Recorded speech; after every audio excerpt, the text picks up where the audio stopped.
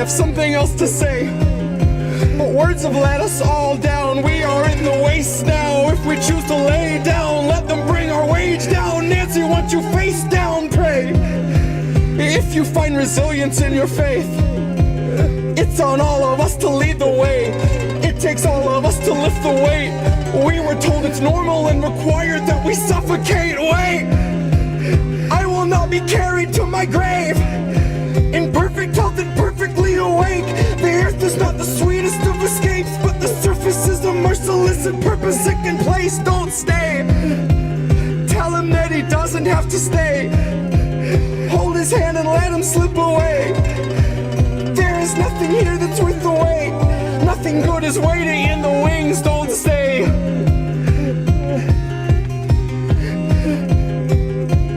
Oh, don't stay. Don't stay.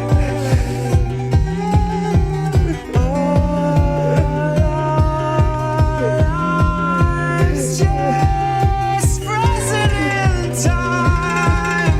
Frozen in time. Only so much shot through the eyes. Shot through the eyes.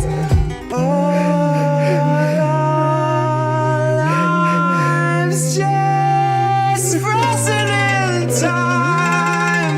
Frozen in time. Only so much shot through the eyes. Shot through the eyes.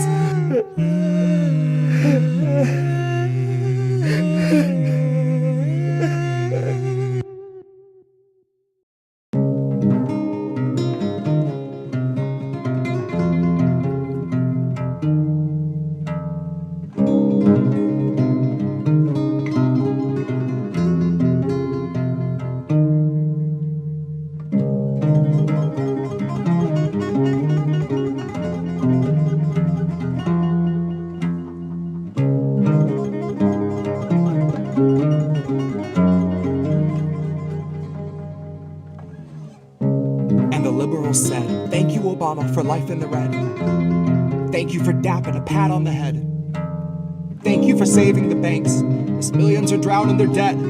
Thank you for all of the fluff and the nothing you said. Thank you for proving we eat up identity politics. All of your policy better forgotten, just tell us what books you read. Tell us what record was top of your playlist, turning a wedding to Day of the Dead. What Quavo song went along on a heavy rotation, bombing Iraqis in bed. When they told you that 90% of your kills are civilian, what Jill Scott chorus was stuck in your head? What put you at rest after such a long day of convincing a nation it wasn't so deeply misled, that you weren't just Reagan with new age media training, who fed on our hopes like his daily bread, who preyed on the weak, who was never unwilling to serve you a speech to remind you the middle class needed to bleed, and you helped us succeed if you learned to accept it, and better yet, learn how to laugh as they bled. Round of applause. Laughter erupts. Mike gets dropped. It's the end of his set. And the crowd, once hungry, are now unstunned from the glow of celebrity, which is impressive, especially since they're contented to sit and be civil while all of the donors are fed. They thin out the herd by 1 million a week if it gives the elite an illusion of peace, like they're out of the path of the future we reap, and they won't be debris in the wake of its tread. But the future is now, bathe in the sound, drown in the dread. Hide in the lounge, hire more guards at your gatehouse, hire someone to come build you a safe house under your shed. Hide with your diamonds and files, the files you keep to yourself and the files you keep for the feds. Hide in the dark for a while and watch all the value regress.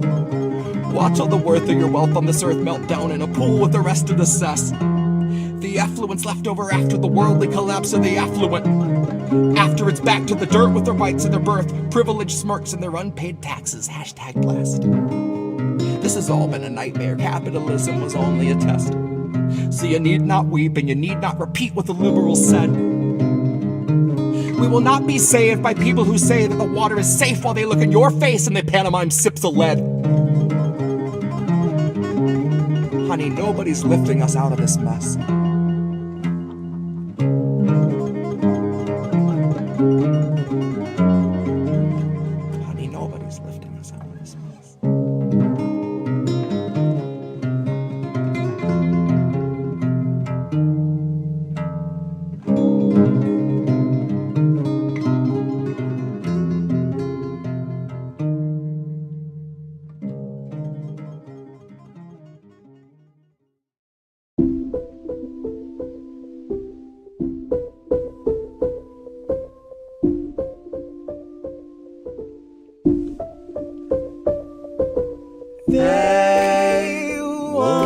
let you go, set you free, send you home. Wait, please say you know what you need is what you owed, and they won't let you go, set you free, send you home.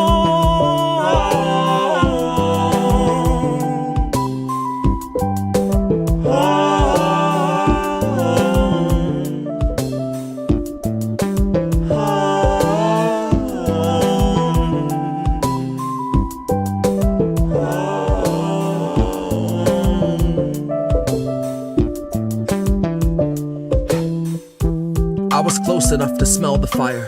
Jesus took the wheel and then he kicked me off the ride. I was busy shouting at myself from in the crowd, about to throw down and drag myself outside. I had to give myself the business. When I show myself forgiveness, it goes right between the eyes. Was looking past my shoulder, never focused on the prize. I stalked myself through burning sand the better part of 40 nights. I found myself staring in the mirror, yelling, go into the light. Cause I was in the rear view, staring at the highway, horrified. I was in the road ahead, arms wide, ready to be mummified. Gonna be the fella yelling how he's sick of always betting on his life. I'll also be the guy that brought the dice. Half a dozen chambers and I keep an empty 5. Only needed one to break the ice. Only needed one to clear my mind. Only needed one to stop time. Wait, please say you know what you need is what you owed, and they won't let you go, set you free, send you home.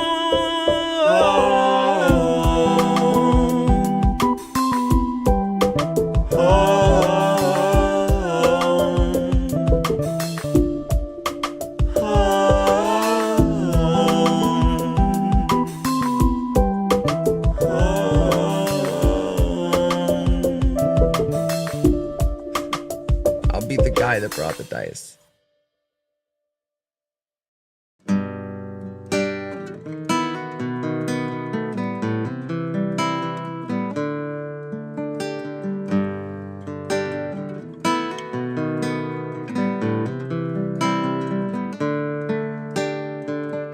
They'll gladly pay you by the hour for a minute or so, so you can sign off on the towers where they'll piss on your home. And if you feel like you're just powerless to answer them no, it's 'cause you are.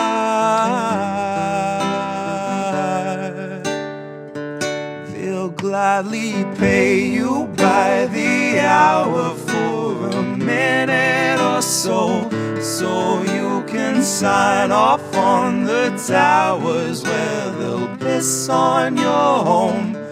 And if you feel like you're just powerless to answer them no, it's 'cause you are.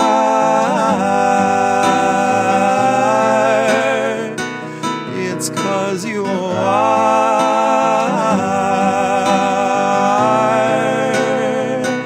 They'll gladly stagnate a living wage, snap the chains, bury it. Labor slaves in rusty cages dragged behind a chariot, led by Mr. Racial Jungle, Joseph or Iscariot, fighting over scraps as they barrage us all with variants and BuzzFeed clickbait, straight until we're paralyzed, trying to distract us from the concentration camps that Joe had swore he'd close but only chose to amplify, where they got 50-something kids in cages made for 5 to occupy. And no, she hasn't seen the camps, but Harris swears they're paradise. She tells us the facilities are safe, and that right down to the women, they are regularly sterilized. Then she throws her head back and she proceeds to laugh, that sort of heartless cackle you'd expect from someone working steadfastly on behalf of the virus and a Congress full of parasites. And where was I? I was busy cashing every blue check, demonstrating plainly all the narratives expected from the verified. I was busy breeding verbal leeches by the terabyte. Train them to exsanguinate the wealthy while they sleep at night. Bleed the oil barons dry and barren. Say they showed us how to share and now we share alike. Tell them I contracted rabies from a feral mic. Now I'm just another species losing sleep to noise pollution and these glaring lights. Forced to change its habits and adapt to just survive. But now it's safe to say that some of us are thriving in the moment, throwing shit on presidential homes beneath the Paris skies. So if you feel like you're just powerless, I guess you bought the lie.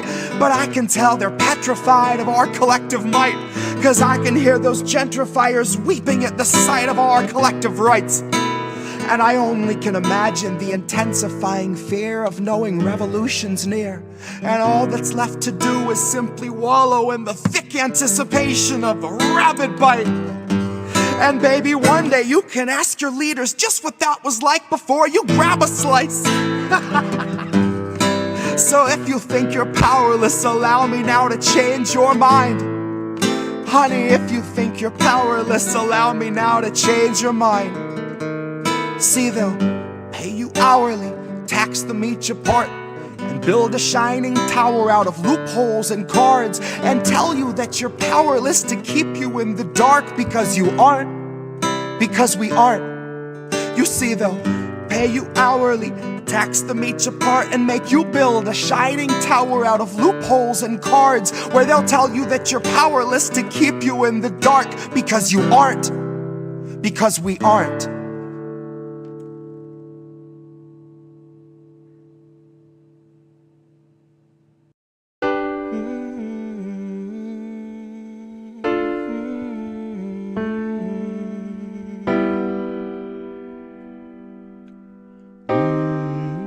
I think I liked it better being blind, when I couldn't read between the lines, and when I couldn't see the cracks in the structure that lay bare before me the whole time. I think I liked it better back when I suspended disbelief and swallowed pride. I thought I knew the difference in the red from the blue, but they both bleed us so dry. They both bleed us so dry. My favorite songs don't hit the same way. I get to the end of a 4-minute track and I'm only looking back thinking, what did they actually say? So I try to sit down with my wife and watch TV, but I just see propaganda elevating the police in the simplest of sitcom banter, and tiny little altars full of offerings to corporate masters in every well-planned wide pan shot of the name brand stocking up the pantry. Pull back one long tracking shot out to the garage to the logo on the Camry. Nice tight shot of the Camry, close-up view of the Camry, slow pan up on the Camry, long slow zoom to the unmoving human who is up in the front with the tube pumping fumes to him straight from the back of the Camry. No, Indy Left, what is happening here? To check out IndependentLeft.news. The Indie News Network. Indie Left News. Oh, hey, Indie Left. IndependentLeft.news. Great work. Indie Left News. IndependentLeft.news. Independent Left News. Shout out to Independent Left News. Shout out. Oh, what's up, Independent Left? Friend show. Thank you, IndependentLeft.news. The INN, Indy, you're wonderful. I think Indy was onto something. Independent News Network, Indie News. Yeah. What's up, Indy, over on Rockfin? Independent News Network, also known as INN. Indie Left News. I don't know if I would have made it through that 3 weeks without Indy, honestly. No, I was just going to ask Indy. A huge thank you and shout out to Indie Left. No, you know what we're doing? We're world building, Indy. Indie Left News. You were doing the INN recruiting. Indie News. Independent Left News. Shout out to Independent Left News. Check out Independent Left News. At Kennedy News. I see Indy's in the chat.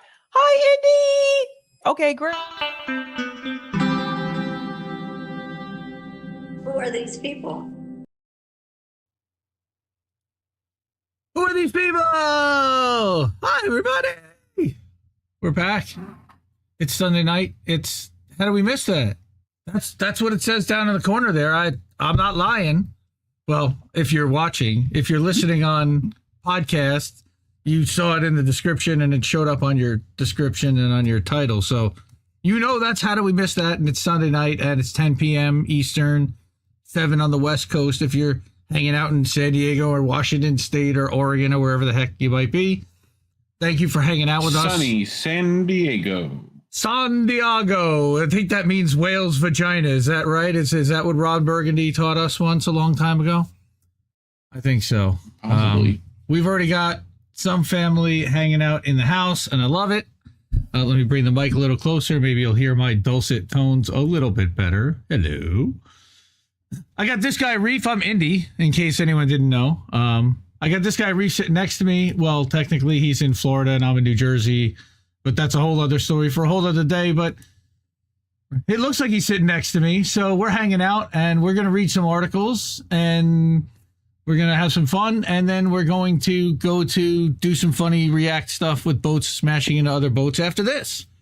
And hopefully my internet holds out, and we don't get crashed along the way. And we're going to make it through. This is the 122nd time. We are on Indie News Network, indienews.network. You can check that out. You see it along the crawl. That's where all of the content creators that we hang out with and support and amplify and collaborate with all share their stuff. There's a dozen of us, and we're going to be streaming 7 days a week worth of content this week, at least. We're going to get to that at the end. And while we're here, how was your week, man? It's all right. Long. A ton of family here, which is always hectic when the Breland clan decides to do stuff together. Mm-hmm. But other than that, it's been all right. If you missed it, I filled in for Colin on Wednesday night, and the two of us did INN News together. So it was like, how do we miss that extra on Wednesday night where Reef got to pick the stories and engineer, and I just got to hang out and make funny sound bits and interrupt him all night. So it was a nice change for once. So that was awesome. Mm-hmm. And let's see, who else? We got Cynic in the house. We get Himbo in the house. Himbo is taking over the network. I was going to introduce this later, but I don't know if you should make your stream between now and when we close out the show so that I can share it when I was going to introduce it at the end of the show. But Himbo's doing a new show with Yeti. He's been on Politically Homeless Thursday nights. He's doing gaming streams Saturday nights. He was on Angel's show Saturday night also with Miss Witchy Perfect and the wrestling show. It was just Himbo all over the place. And that phrasing, yes, I know. Cynic, hey baby, how are you? So we're going to do some stories tonight, and we are not going to talk about electoral fucking politics. Okay? No, not that guy. No, is that Shane Gillis imitating Trump? It is. It is nice. That it is nice. All right. We're going to talk about the homeless people in California and how badly they're getting screwed. That's going to be later. We're going to read a letter from doctors and nurses that are coming out of Gaza, U.S. doctors and nurses that have a letter and something to say to the president, which isn't going to surprise anybody listening to this show, but oof, it's hard to hear. Germany and Ali Abunimah, oh my goodness.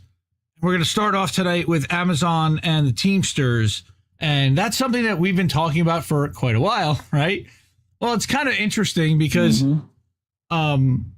if this is an intersection of the Teamsters, Amazon, New York, part-timers, and UPS, because this is an article written by our friend Luigi Morris from Left Voice, all right, who is a part-time UPS Teamster who went through the negotiation last year and was highly critical of it.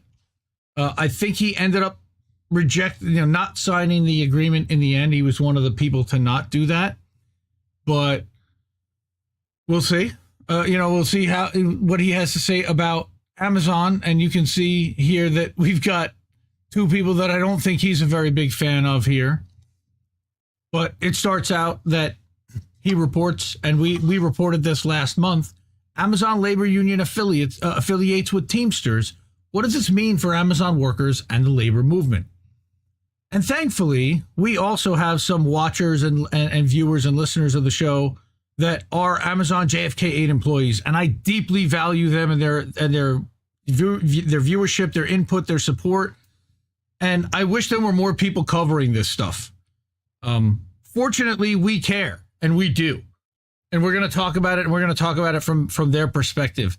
And I think Luigi's going to bring that perspective, hopefully. And we're gonna criticize if he doesn't. So let's look at it.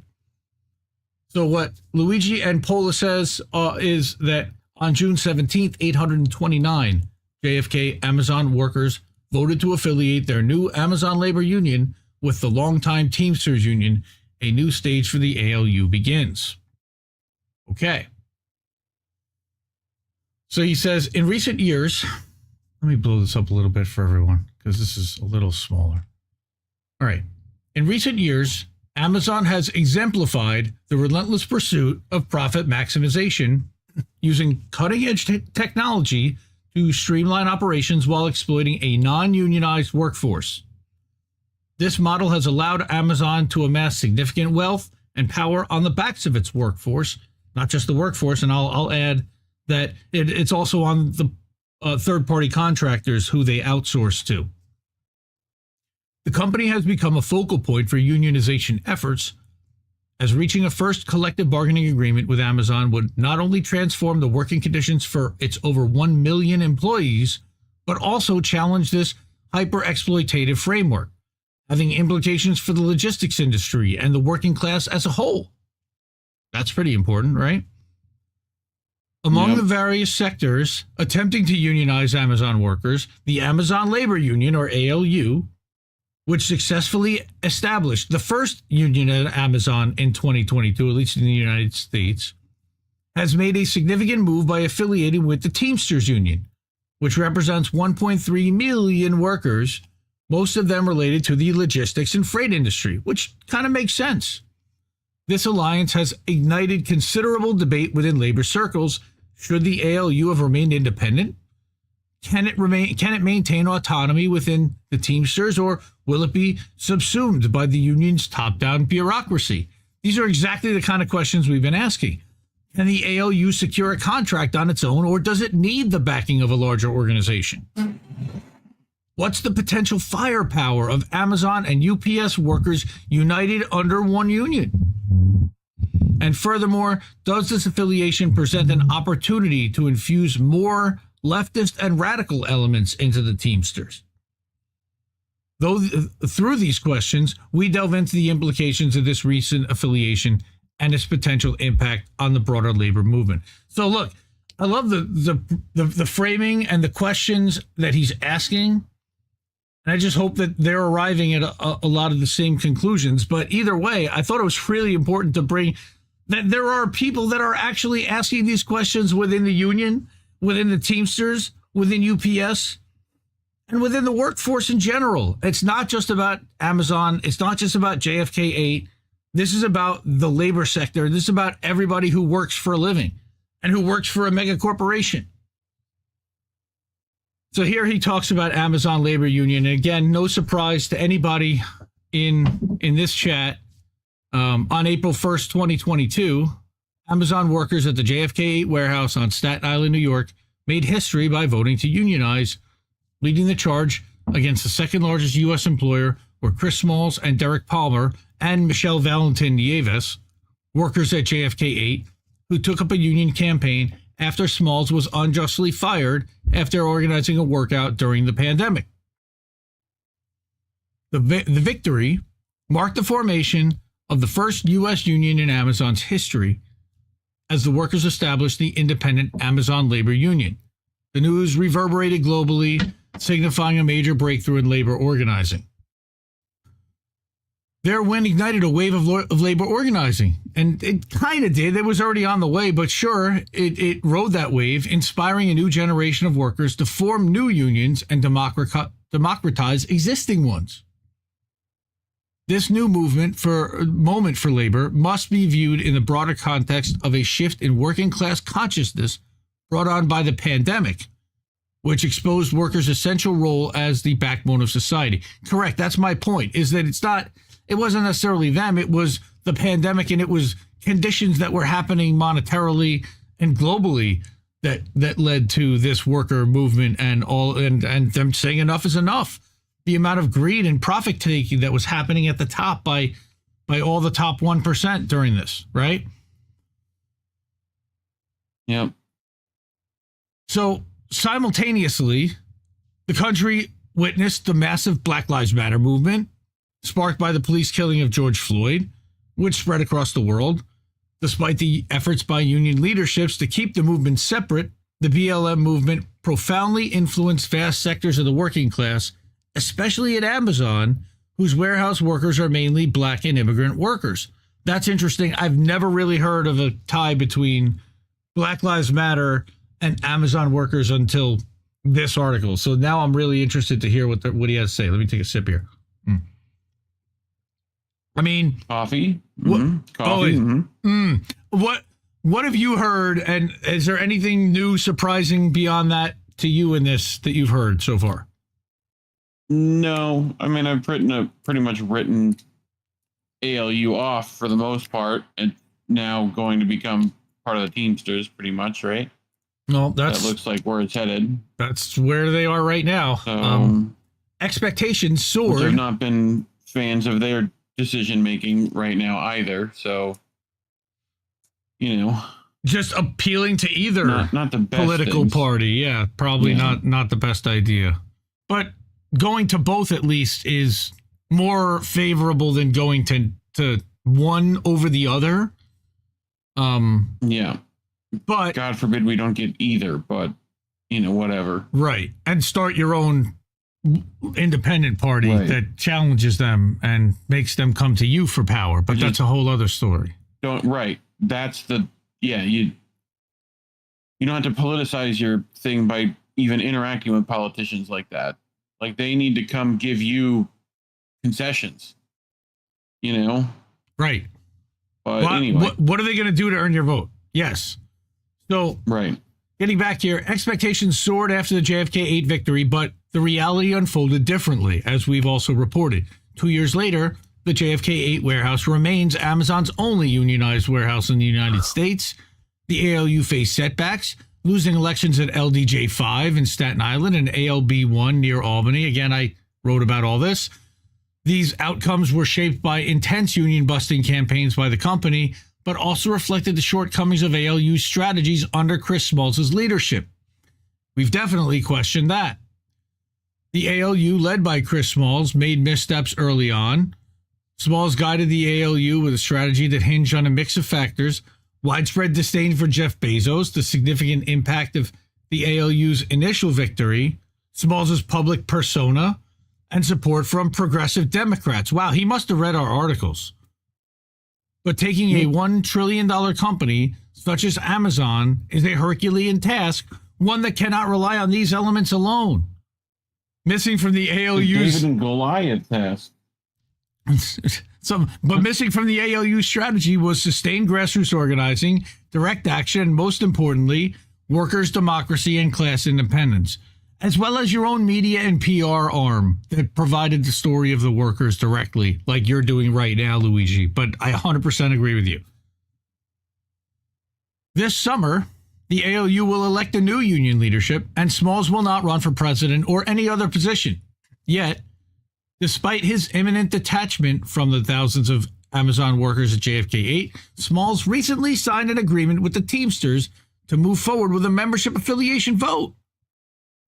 Amazon workers first learned about this negotiation through the Teamsters' social media accounts, which misleadingly suggested the affiliation was already complete. I wonder where that came from. Yeah, we knew that too. And we definitely reported that here. I'm so glad that Luigi's doing that with Left Voice, because so few did. World Socialist website had this months ago, thankfully. The Teamsters rushed this process for several reasons. One being to secure the agreement before Smalls left the ALU. Negotiating with the Reform Caucus slate could have led to more challenging negotiations for the Teamsters. That's assuming the Reform Caucus slate was going to win, but what about the original people that are still running also, like Michelle and Ronald and the people that I interviewed in February? It's funny that Luigi doesn't even mention like the rank and file workers that are running, that were booted off the executive board. Shout out to them, by the way. In this situation, the ALU Democratic Reform Caucus had to take a rushed decision and decided to support the affiliation and encourage Amazon workers to vote in favor of affiliating with the Teamsters. That's, I believe, somebody named Connor Spence is involved with the ALU Democratic Reform Caucus. Not really a big fan of what they did there.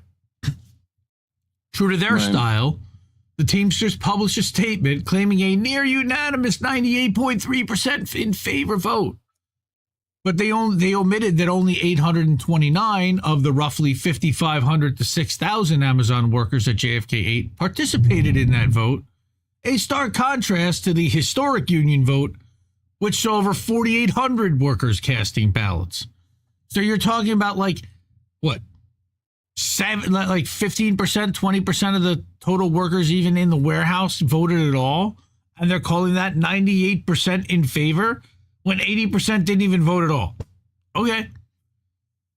The fact that Teamsters initiated this affiliation with maneuvers and rushed what should have been a participatory, democratic, and formative decision already highlights the contradictions and limitations that the ALU will face within the Teamsters. All right, so Luigi has no misgivings about what the Teamsters plan to do here, and I appreciate that, at least, right? Right. Yeah, I mean, I guess. Like, what? The affiliation agreement charters a new local known as Amazon Labor Union Number 1, the International Brotherhood of Teamsters, which is ALU IBT Local 1, right? For the 5 boroughs of New York City. Yep. And they actually we covered a couple weeks ago, they presented a list of demands to their bosses, including to get Juneteenth as a holiday. Back in 2022, the victory of the ALU was seen as a fresh and encouraging union drive organized by workers and fired workers with few resources and without the weight of a traditional union. This success demonstrated that the low unionization rate in the U.S., currently under 10%, is a result not only of anti-union laws and union-busting tactics, but also of the adaptation and lack of interest from big unions in organizing the working class. Yeah, sure. Meanwhile, the IBT is at a crossroads. Amazon's practices, particularly its rapid technological advancements and unchecked exploitation of its massive workforce, yes, threaten the jobs of unionized workers at UPS. What does he mean? He's talking about automation. All right, we've also covered how UPS is going to be closing facilities nationwide, and they plan on reducing their workforce by as much as 80% in some facilities in order to account for automation and have a lot fewer people handling these packages. For the IBT, unionizing Amazon has become essential for its survival. That's interesting. The IBT has a strong incentive to invest in organizing Amazon since its existence as a union depends on it. Again, they already have the truck drivers and all the UPS drivers nationwide. So they have 1.3 members. They need Amazon in order to survive. I don't know if I agree with that, but let's hear why he says so. Many union organizers support the ALU's affiliation with the Teamsters, arguing that without the resources, staff, and structure, winning a strong contract against a giant like Amazon is impossible. Hard to argue with. This perspective places more faith in a bureaucratic apparatus rather than in the creativity and power of the working class. Ultimately, the decision to join a larger union or remain independent is a tactical one. Both paths require rank-and-file members to take their struggle into their own hands, make decisions democratically, and strategize their fight against Amazon. It is their jobs, livelihoods, and futures that are at stake. This is exactly what I said when I went on the homeless left and on Hardlens Media last month to talk exactly about this issue. So again, I'm so glad that Luigi's writing this. All right. Because adding this third-party union puts a broker in there that has its own agenda and its own marketing thing. For, that they're collecting dues from other people in other industries and other companies. They have to worry about their interests too.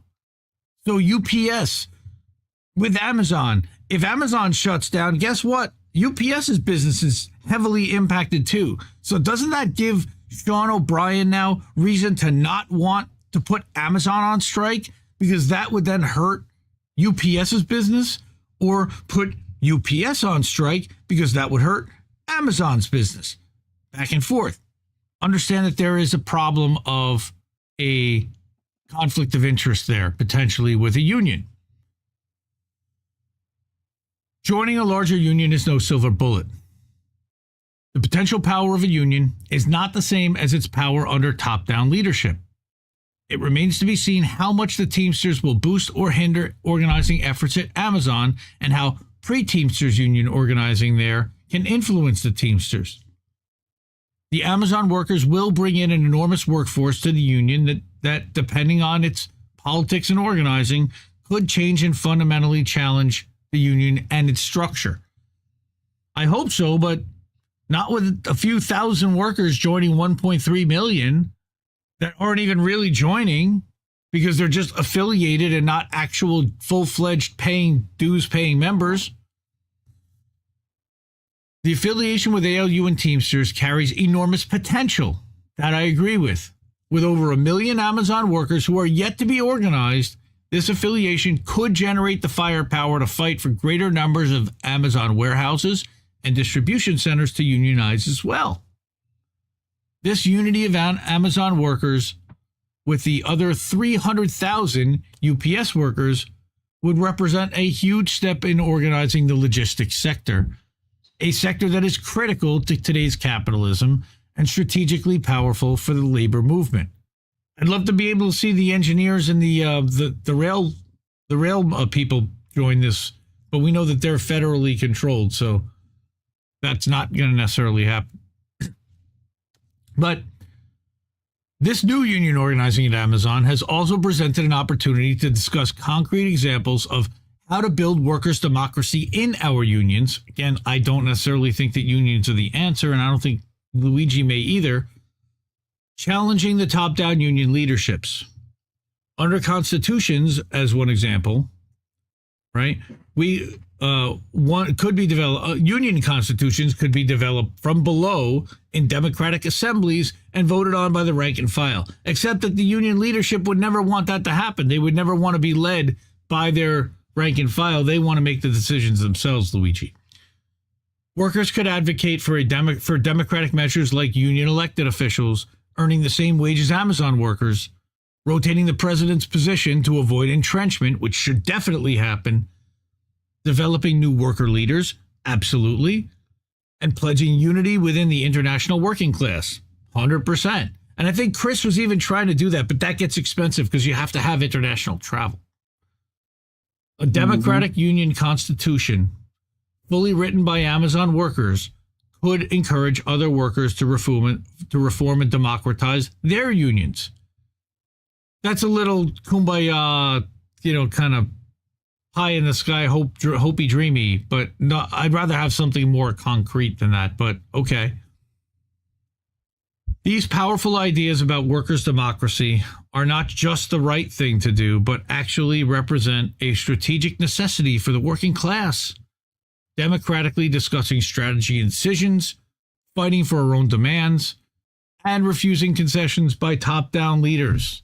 Which, yes, we should also be looking at worker-run co-ops and getting rid of the middle management leadership in the entire place to begin with. Yep. All right. With all this in mind, it's important to note that Local 1 will represent the first ALU-IBT affiliate established under the Teamsters Constitution, likely limiting the space for constitutional discussion and other democratic demands. Of course, because that's what they were looking to do. Now he looks to criticize the Teamsters under Sean O'Brien. And remember, he is a Teamster. He speaks directly from experience, and he is a dues-paying Teamster of the UPS who's a part-time warehouse worker who can't get full-time work there, by the way. The ALU Reform Caucus now finds itself in a complicated situation. On the one hand, it must recognize the JFK 8. On the other hand, it must answer some difficult questions. Why did the union fail to make meaningful progress in fighting for a contract under Smalls? Why did the union need a strategic shift? What does it mean to affiliate with the Teamsters? And how will it organize democratically from below to secure a contract and build a fighting union? Before I get into reading what Luigi says here as his answer, I want to say that my opinion there is that, first of all, talk to Michelle, because I don't know if Luigi and Michelle have ever connected, and I would love to see the two of them have a conversation. I think a lot of these questions would also be answered by her and could be answered by her. Why does it need a strategic shift is that I think that too much power was put in the hands of Chris Smalls by the lawyers. And it was taken away from the people who actually mostly work in the warehouses.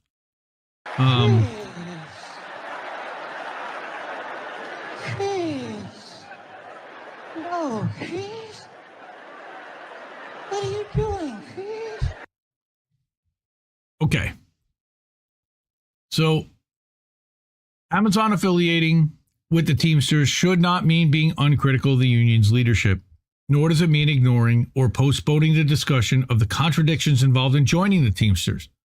We need to be clear, Teamsters President Sean O'Brien is neither a role model of union leadership nor an example of working class independence. Okay, that's a good start. First, this was made abundantly clear with O'Brien's appearance at the Republican National Committee. Under O'Brien, the Teamsters have donated over $40,000 to the Republican Party, had meetings with Trump and his people, and recently praised Trump and Vance at the RNC. This convention represents the most conservative, right-wing, anti-worker, and anti-immigrant elements of the capitalist agenda. O'Brien's appearance hurts the unity of the working class. Again, I don't know if I 100% agree with him. I agree with him on what he says there. I don't know if it hurts the agenda. I think somebody who represents the working class even slightly should go out and speak for workers. And I know a lot of people did really like what he had to say and were inspired, believe it or not, and said, like, you know, at least someone spoke to the boss and stuck it to him a little bit and told him how it was. And yeah, of course he's on their side. Of course he's going to make a deal, and of course he's going to cave on behalf of the people he represents. However, again, he should be there. I feel like someone who represents 1.3 million workers needs to be represented at both conventions, right? Even if we don't like them. He says, as we explained in this article, which was another Left Voice article called Teamsters President Gives Working Class Cover to the Big Tent GOP a couple days before, O'Brien, in a clear example of business unionism, all right, in his speech, while criticizing multinational corporations and apologists, O'Brien pointed out that profits can still soar at companies with good union jobs, boasting UPS's worldwide efficiency as an example, not mentioning that one of the key secrets for its success has been the hyper-exploitation of warehouse workers historically allowed by the Teamsters Union. Thanks, Sean. Second, it's important to have an honest balance sheet from the UPS contract struggle. As a warehouse worker, I wrote an article about it called A Power Restrained: Lessons from the Front Lines of the UPS Contract Struggle that goes more into the details. And actually, we read that article here on the show last year. Proud to say. He says, we can take a look at these comments by Sam Gindin and Jane and the recently passed Jane McAlevey. May she rest in peace. Sam Gindin wrote for Jacobin, quote, the union made big gains, but in opting not to strike over demands beyond wages, the Teamsters may have passed up transformative opportunity for the labor movement. Guinan further raises an important question regarding warehouse workers. And again, remember that Jacobin is a reformist organization that's democratically aligned. The reprehensible secondary status for part-time workers, generally the inside workers in the warehouses and the majority of the union members at UPS, remains firmly in place. And the promise of more full-time jobs is little more than a paper commitment. Also, warehouse workers saw little or no attention paid to their working conditions. How then do supporters of democracy and militancy so readily accept a settlement resolved without a strike that limits workers' active resistance for 5 years? That's what we've been screaming about. And thank you again, Luigi, and to those UPS workers that did the practice strikes and that were ready to walk out. And they got sold out and screwed over. Because the people don't necessarily represent them. They represent the union that they're aligned with and that they pay into, but it's not all them. 1.3 million, that's not all UPS workers. Why aren't UPS workers making the decisions and negotiating directly with UPS? No, you need the third-party broker. So Jane McAlevey wrote a bunch of stuff too. Okay, he said one of the most important struggles taken up by the labor movement these last 9 months has been the fight against the genocide in Palestine, which puts the rank and file in direct confrontation with the Biden administration and with union leaderships. At least in action, not in lip service. One of its greatest chapters was written by the University of California student workers who went on strike against the repression of pro-Palestine movement and genocide, right? On the opposite end of the spectrum, not only have the Teamsters failed to mobilize their membership to oppose the ongoing genocide in Gaza, but they haven't even done the bare minimum of issuing a statement against it. Instead, O'Brien has shaken hands with the two presidential candidates who support Israel's massacre of the Palestinian people. Neither Genocide Joe nor, Holocaust Harris, that's the new one, all right, nor Trump represent a progressive alternative for the Palestinian people, nor the working class here in the United States. All right. The upcoming elections reflect a shift to the right in the political situation. As the working class, we have to prepare to fight back with our own perspective and methods of struggle. Independent media is one of them, and Luigi Morris is one of them. In this context, Amazon workers need to know what they're getting into from the jump. Explaining the contradictions and bureaucratic tendencies among the Teamsters later in the game, when a crisis erupts, might be too late. Okay, I'm going to repeat that line again, thank you, George Carlin, because this might be vaguely important. Amazon workers need to know what they're getting into from the jump. Explaining the contradictions and bureaucratic tendencies among the Teamsters leadership later in the game, when a crisis erupts, might be too late. Why? Because rather than confusing workers by putting forward uncritical support toward the Teamsters affiliation, a clear assessment of the possibilities and contradictions will better guide Amazon workers. They don't have to get fully on board with the Teamsters right now. But if they fully align with the Teamsters, they're silenced. As the recent presidential debate, if you can call it that, and its aftermath have exposed, the working class needs to show an alternative with a clear and class-independent solution. None of the above. None of the above. Everybody, please vote none of the above. Let's do it. Come on, everybody get on board. We're starting to get them one by one. 100 million people can't be wrong. That's right. As Josefina Martinez explains, although Amazon workers and logistics workers generally occupy a strategic position, this doesn't automatically mean greater power vis-a-vis the company. In order to make use of this advantage, it is necessary, first of all, to go beyond the methods of traditional unionism of the old union bureaucracies, to recover combative forms of struggle, to unite the demands of permanent and temporary workers. That's one way they divide workers. Native-born and migrant workers, another way. Warehouse workers and transport workers, to be able to articulate a powerful force that truly challenged the company. That's the name of the game, is divide and conquer. among the bosses, is they make the workers fight it out with each other and fight for scraps, right? The workers' movement of 2023, which culminated in the UAW stand-up strike, which was garbage, showed us that strikes work. Oh, God. That we have the power to throw a wrench in the massive profits that bosses obtain from squeezing our last drops of sweat, except it didn't work and it didn't impact their profits one bit. So, like I said, I like what he's saying here, but I'm going to criticize when I think he's wrong. He's a UPS Teamster. He's not a member of the UAW. I don't know how closely he even really followed that fight, but either way, I completely disagree with his assessment there. They did gain some concessions, but they closed plants. They moved a lot of stuff toward electric plants, and they've laid off a ton of workers since. The working class has shown that it's ready to fight, but while the working class has advanced a social force and have begun to rupture with its traditional representatives, as shown by the twin phenomenon of Trumpism and Sandersism, which was consumed by the Democratic Party, the working class has not yet taken on its own subjectivity outside the context of the bipartisan regime. Yes, the duopoly controls all, is what he's saying very simply, even though it took him a paragraph to say so. As O'Brien's appearance at the RNC shows, our struggle at workplaces is crossed by politics.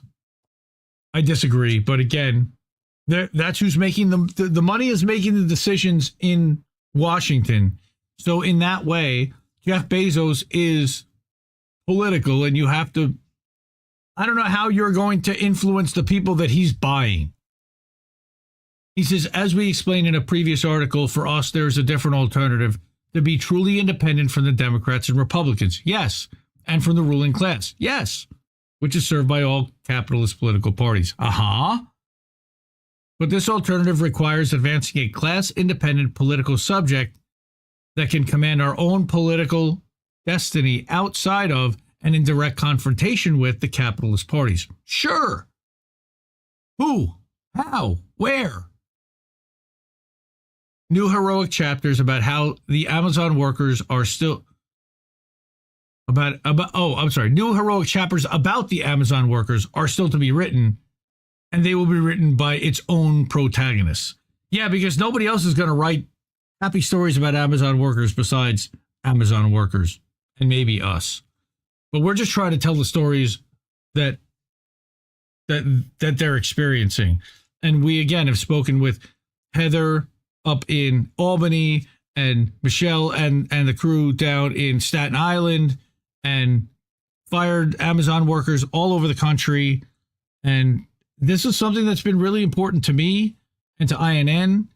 Colin and I have been really close on this, even Reef, even though he bags on it, he's sat here through all of it. So he's watched and he's seen how the labor unions have just screwed over the workers in general while running around claiming that they're doing phenomenal work, and their executives live. Well, and it's been this way since, both my parents both involved heavily with unions in the past, and it's been that way, so it's par for the course, but occasionally we get some hopefuls, and then our dreams are crushed. So, it's just every time they get you every damn time. Yep. How do they do it? All right. Well, we got Kameshwari Kate. How are you? Good to see you. And Abby is here from the show with Mastermind Hour Civilian Discourse. Everybody check that out. And it's Care Bear's here too. What's up, Care Bear? In chat, Mastermind Hour, there he is. Good to see you, sir. We got, I'm sure, Bad Cookies is floating around somewhere. If he's not here yet, he'll be here soon. Topher 1010 over on the Kick. We are live, kick.com/Indie News Network. We've got 21 subscribers already. We're on our way to 1 million, folks. 1 million. We're catching you, Car Lens Meter. We're going to catch you, Kit Cabello. Fred Edward is here. Good to see you, sir. Hardlines Media. What? Dave Burt is over on Rockfin. Rockfin.com/IND Left News. We're still broken, but I changed the logo so it looks like an INN logo at least now instead of my own. Yep. Dave's writing an article and he's listening in. He's a few minutes behind, so hopefully he'll get caught up soon. Heidi Benner, good to see you here tonight. And Himbo, I saw floating out there. So we've got good family, and oh my goodness, this one's not going to be a fun one, but I thought it was important because these people worked their asses off and sacrificed and bled and watched people bleed. Why is it doing that? Let's oh, I see now. Okay. Popular Resistance, right? Indie Media Award honoree. By the way, Left Voice was too on that last article. There's a good chance Luigi Morris will be too in 2024, but we'll see how that shakes out later on this year. Topher says Hardlines Media. Oh, we know what that sound represents. That is a Ko-fi to the QR code that you see down at the bottom of your screen. Thank you so much to anyone who's doing that. And we'll get to that in a second. Topher says, Hardlines Media is better known as the Hunter Biden podcast. Okay. Oh, it's Sean the Accord Lord. Thank you, Indian Reeve. $10. Thank you, sir. Really appreciate that. Love you, brother. Okay. Appreciate you, fam. Story I want to get to tonight from Popular Resistance Indie Media Award honoree. It's an open letter. It's an open letter from U.S. physicians and nurses after they visited Gaza. And man, I'm like, wow. I've read a few of those. Not good. Not good. We read from a Palestinian doctor, I remember a couple of months ago. So this above team of healthcare workers, okay, volunteered to work with the WHO through the Palestinian American Medical Association. All right, now remember who gets into Gaza and who's still allowed to stay in Gaza. And thank God these people are still alive. They survived. They ran through. Yeah, Himbo, I'm promising you, this is going to make you fucking mad. I'm sorry. All right. So they sent this. So Feroz, who's one of the doctors, published this open letter addressed to POTUS VP and FLOTUS, signed by 45 American physicians and nurses, about what they saw while working in Gaza. Please feel free to distribute. A PDF can be downloaded from the link and or QR code on page 1.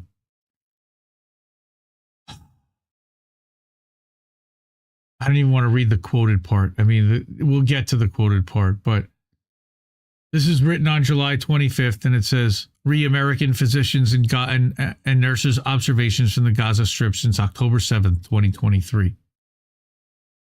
Dear President Joseph R. Biden, Vice President Kamala Harris, and Dr. Jill Biden, we are 45 American physicians, surgeons, and nurses who have volunteered in the Gaza Strip since October 7th, 2023.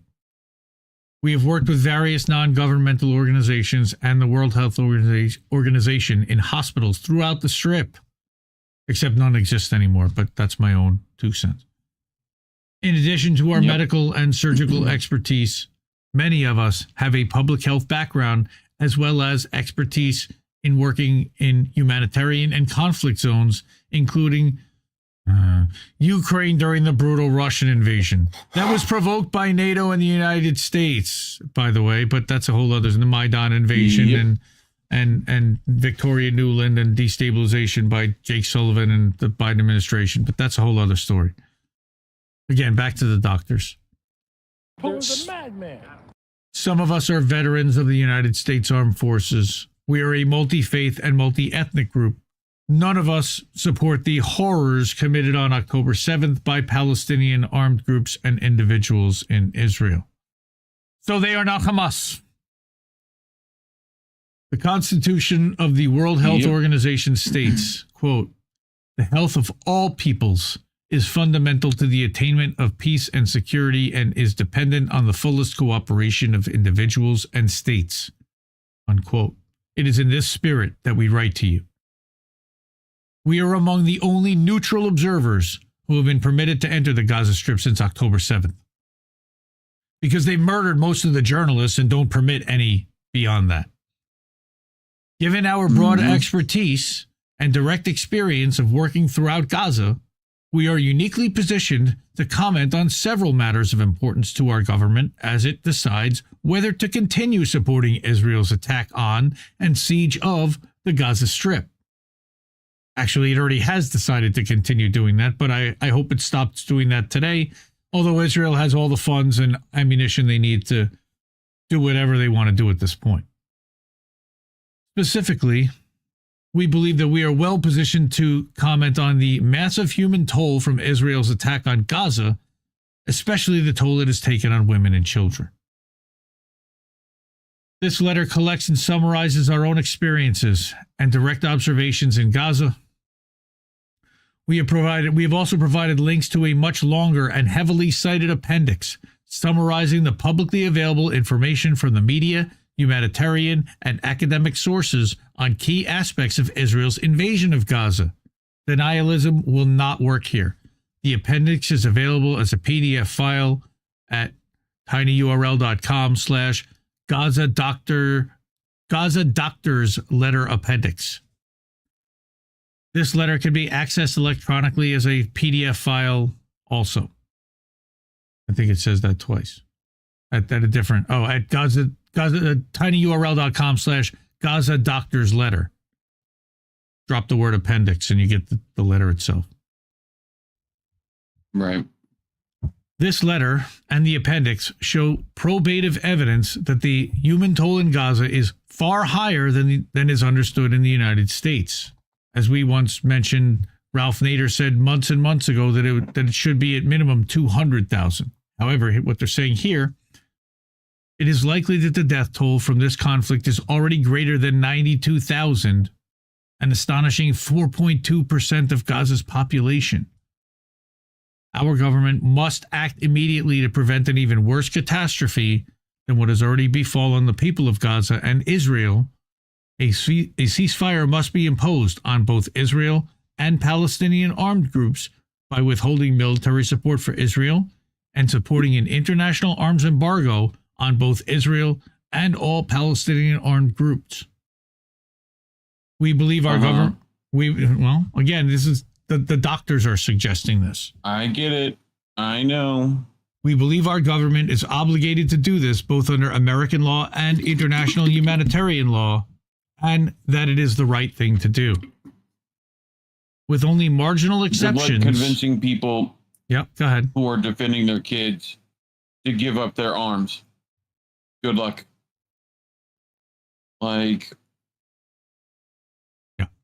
Two-state might not be the best option here, but just saying, what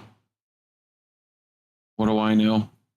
With only marginal exceptions, everyone in Gaza is sick, injured, or both.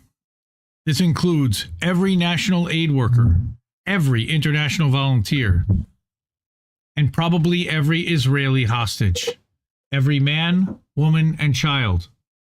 While working in Gaza, we saw widespread malnutrition in our patients and our Palestinian healthcare colleagues. Every one of us lost weight rapidly in Gaza, despite having privileged access to food and having taken our own supplementary nutrient-dense food with us. We have photographic evidence of life-threatening malnutrition in our patients, especially children, that we are eager to share with you. Of course, they're not eager to see it.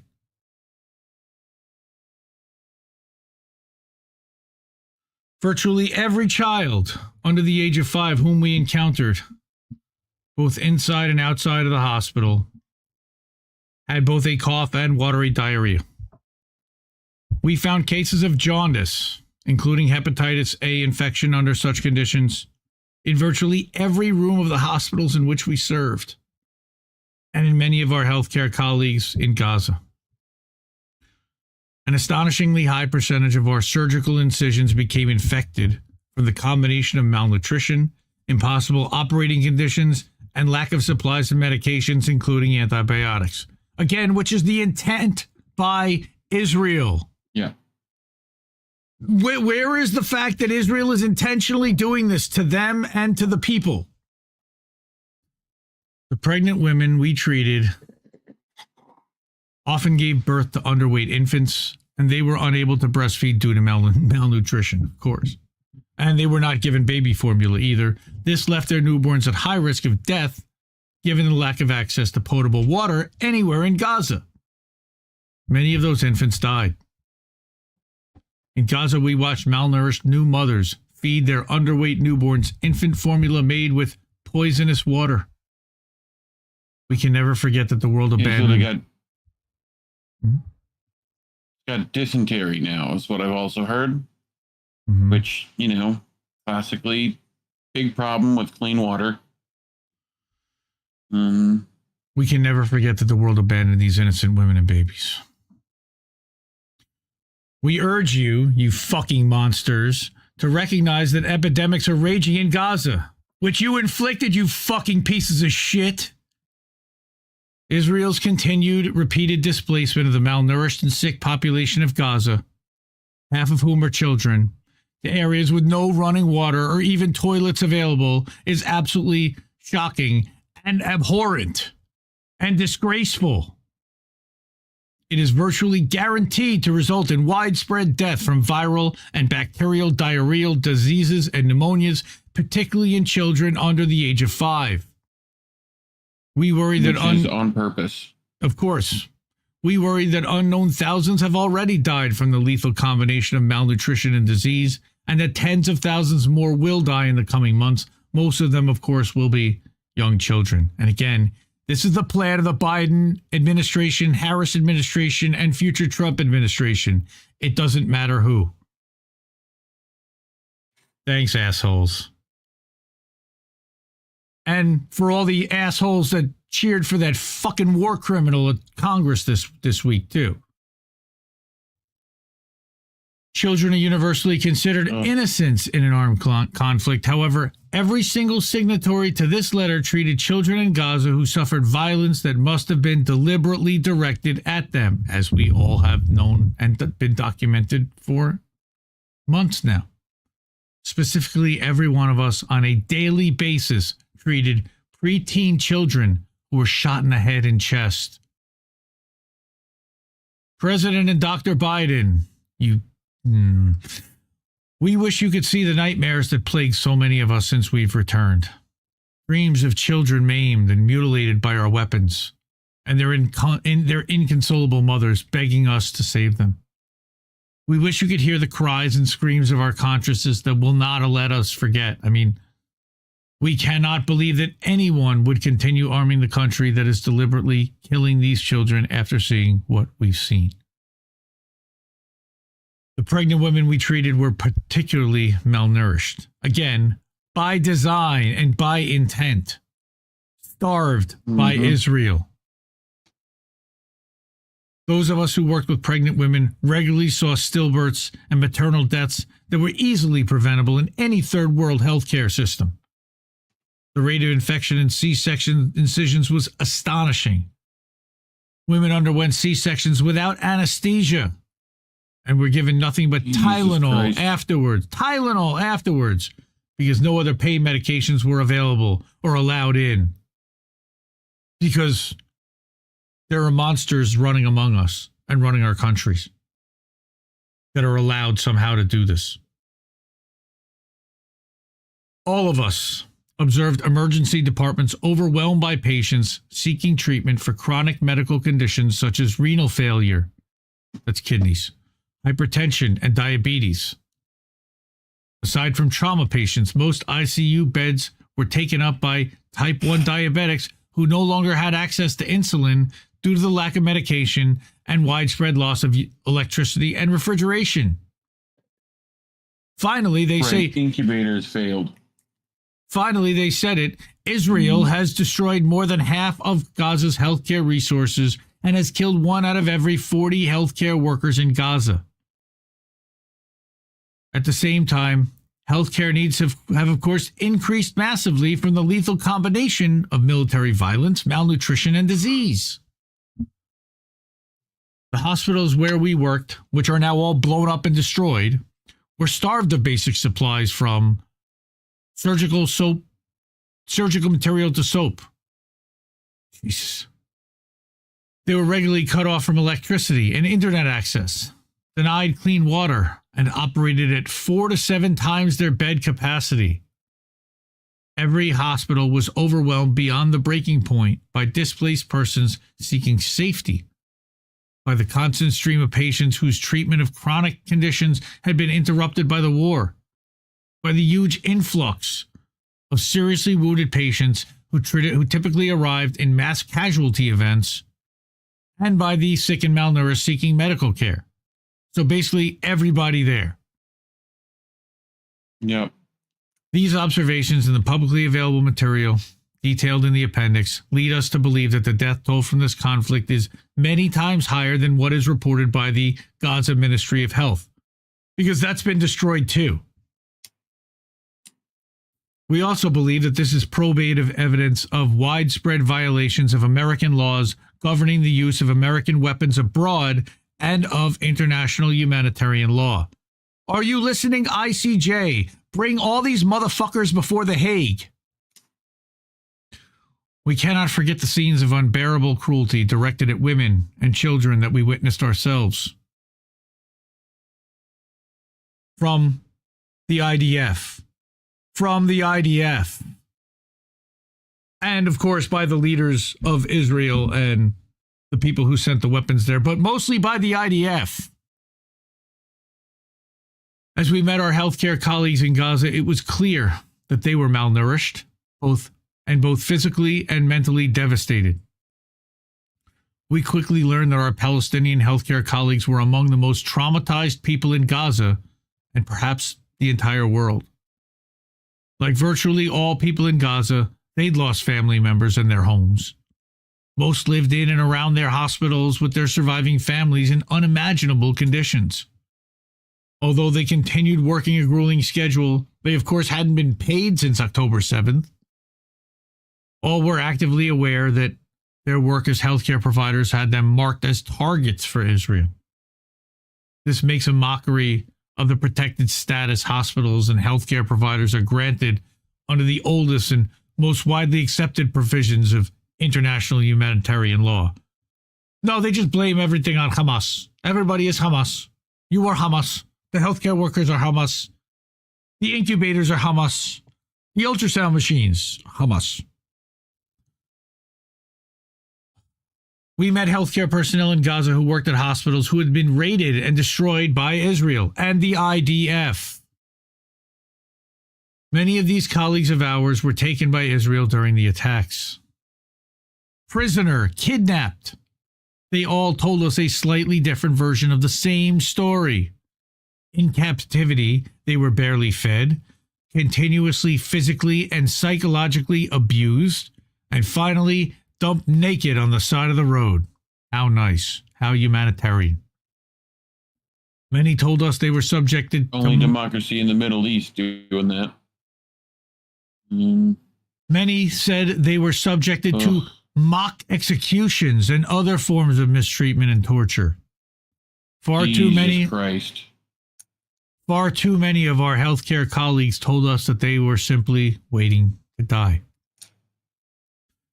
We urge you to see, even though we know you won't, that Israel has directly targeted and deliberately devastated Gaza's entire healthcare system, and that Israel has targeted our colleagues in Gaza for death, disappearance, and torture. These unconscionable acts are entirely at odds with American law, American values, and international human law, and therefore you are criminal and should be put in jail yourselves. Dr. Biden, you worked with young people throughout your life. We hope and pray that you will not look away from the unspeakable horrors the youth of Gaza face today, horrors only we as Americans can end, and only we as Americans helped inflict. We sincerely hope you will do everything in your power to stop what is being done to them, which is sit on your ass and do nothing. Yes? I mean, Biden would definitely be willing to sniff hair of these children, but I don't think he's willing to help them, clearly. Well, they're talking to Jill Biden, who really is apparently running the country anyway. Okay. President Biden and Vice President Harris. Any solution to this problem must begin with an immediate and permanent ceasefire, and not just rhetoric or lip service to it, an actual thing. We urge you to withhold military, economic, and diplomatic support from the State of Israel, and to participate in an international arms embargo of both Israel and all Palestinian armed groups, which are not arming in the first place, until a permanent ceasefire is established. Go ahead. No, keep going. No, it's right. It's both sidesing. It's fine. Right. And until until good faith negotiations between Israel and the Palestinians lead to a permanent resolution on the conflict, which the Palestinians have offered all the hostages in exchange for their hostages, and Israel keeps saying no, no, no, and they're just going to take the whole thing and murder everybody. Yeah. In the meantime, number one, all land crossings between Gaza and Israel, as well as the Rafah crossing, must be open to unfettered aid delivery by recognized international humanitarian organizations. Except they just blew up the Rafah crossing. Yeah. Security screening of aid deliveries must be conducted by an independent international inspection regime. Independent international inspection regime instead of Israeli forces. Yeah. Good luck getting that to happen.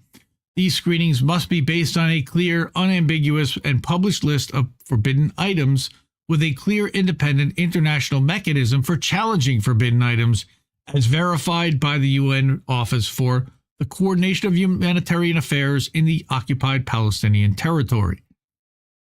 Basically, enforce laws that they have never enforced before. Number two, they are demanding a bare minimum water allocation of 20 liters of potable... And still keep Israel as a middleman. Yeah. Yeah. Right. They're not making any real demands of Israel. They're really just making demands of the president to have them hold Israel accountable in this case, not anything more, because they're just doctors. They're not trying to be political in that case. This is working with what they have. A bare minimum water allocation of 20 liters of potable water per person per day must be allocated to the population of Gaza as verified by UN Water. Number three, full and unrestricted access of medical and surgical professionals and medical and surgical equipment to the Gaza Strip must be allowed.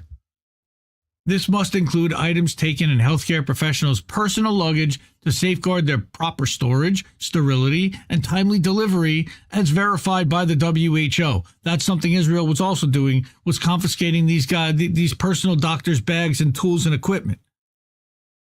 Incredibly, Israel is currently blocking any physician of Palestinian descent from working in Gaza, even American citizens. This makes a mockery of the American ideal that all men are created equal, and that degrades our nation and our profession. Our work is life-saving. Our Palestinian healthcare colleagues in Gaza are desperate for relief and protection, and they deserve both.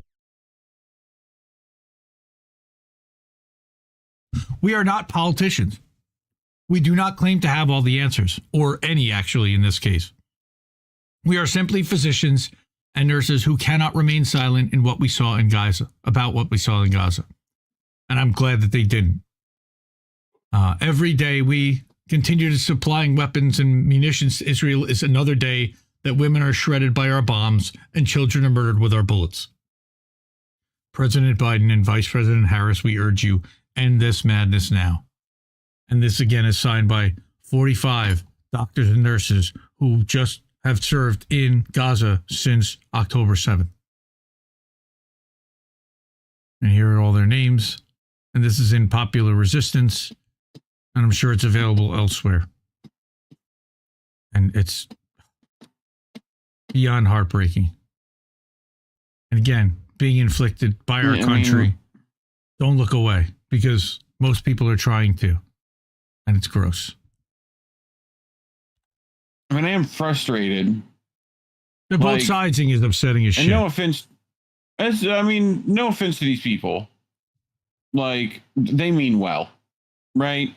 And I'm sure they're not all incredibly well versed in this. Even the both sidesing aside, my issue is that we're relying on begging and pleading with a government who clearly has no conscience.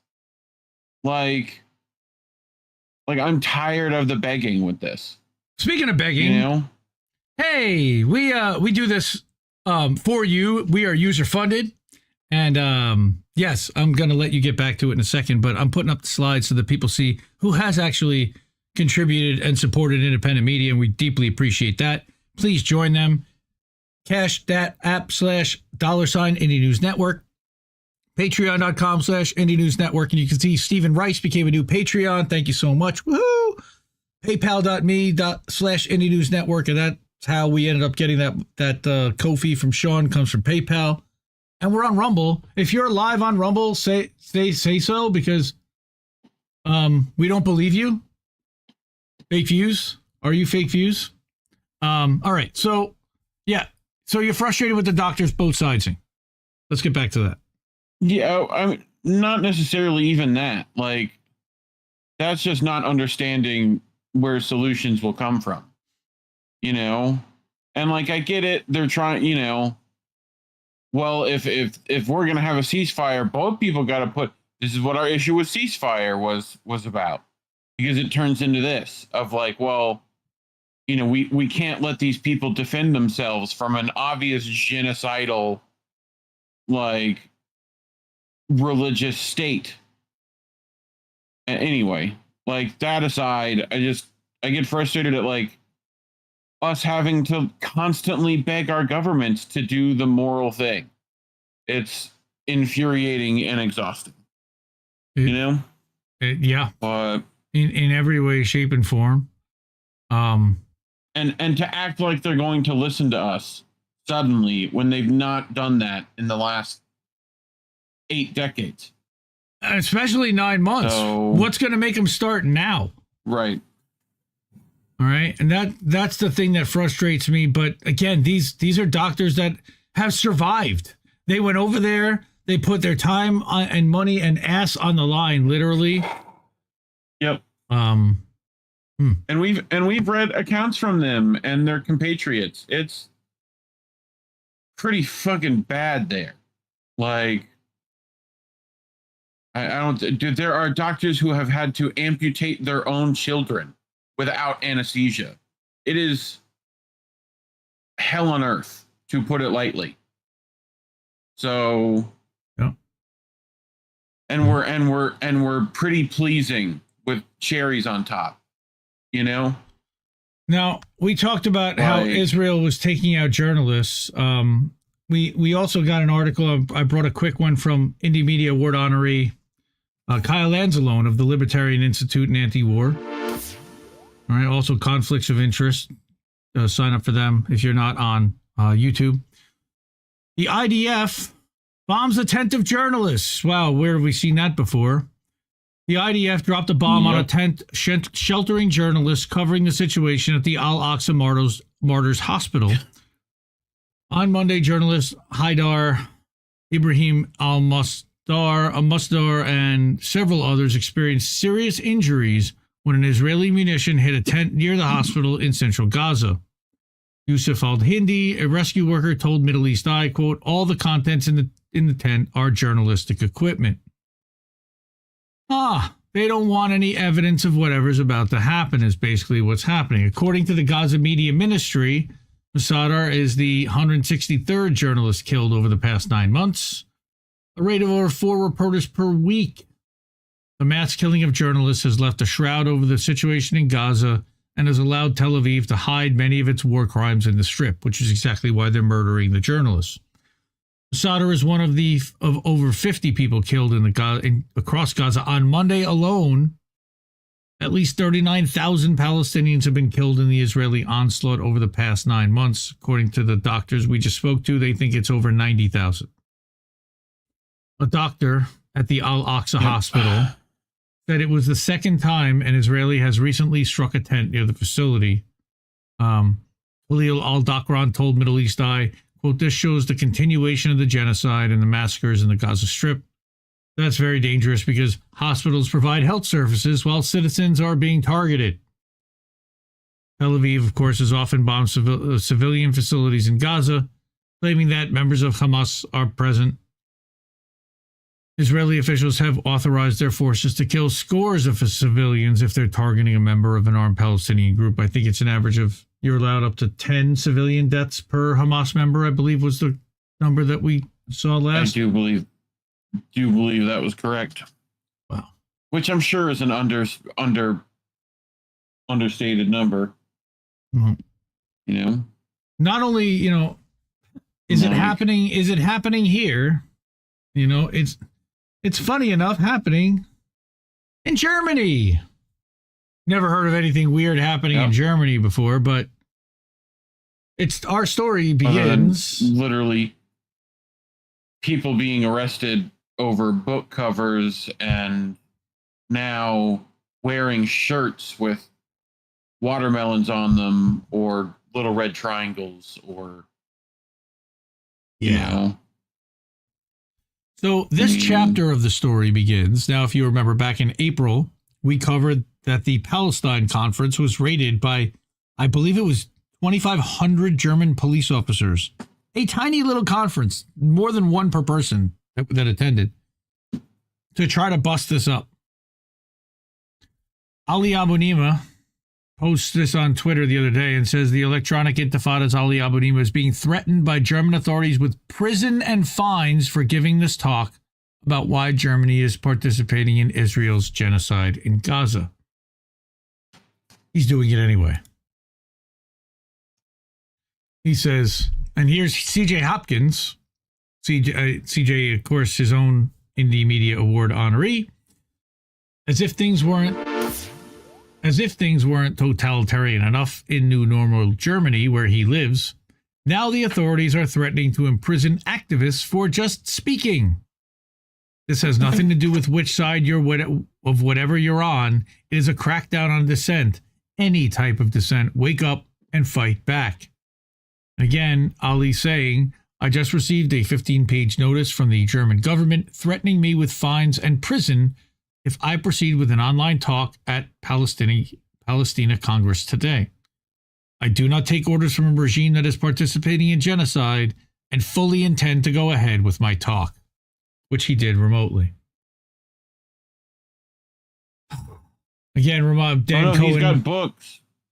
Dan Cohen reminding people that the Berlin regime prosecuted CJ for his writings, on German fascism, rolled out under the pretext of COVID because he put a swastika on a surgical mask.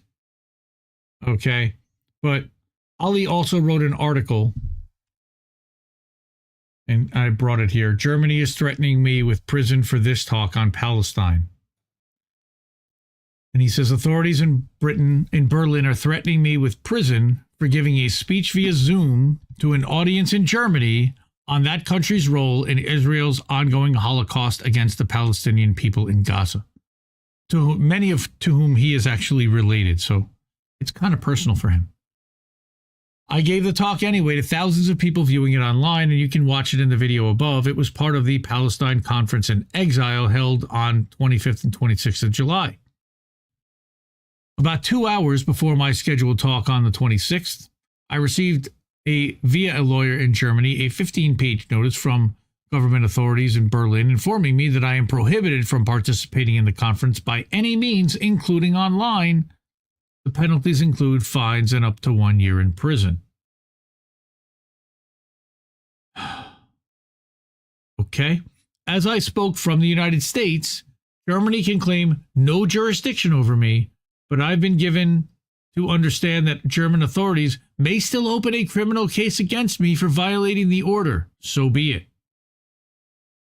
As I stated in the talk, I do not take orders from a regime that is participating in a genocide, and I take inspiration from Martin Luther King Jr., who wrote in his letter from a Birmingham jail, that one has a moral responsibility to disobey unjust laws. I would have made the same decision to speak if I had been in Germany, and I am conscious that those organizing for Palestinian rights there, especially those members of the Palestinian community and their Jewish comrades, have already faced serious repression, including bans, police beatings, home raids, arrests, and other repressive measures. Conference organizers say that the ban echoes previous oppressive measures and shows once again the repressive face of German democracy, which it does. Right to jail, right away. The organizers add, in reference to the action against me, quote, "The persecution of a journalist exposing Germany's support of genocide mirrors the suppression of dissent, and it raises critical questions about whether Germany has fully internalized the lessons of its past, or if it is repeating the same mistakes under a different guise."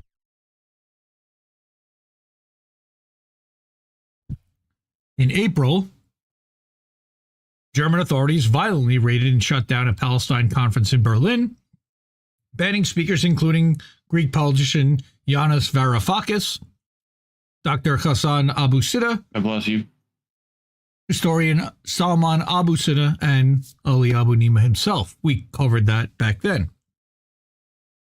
Yep.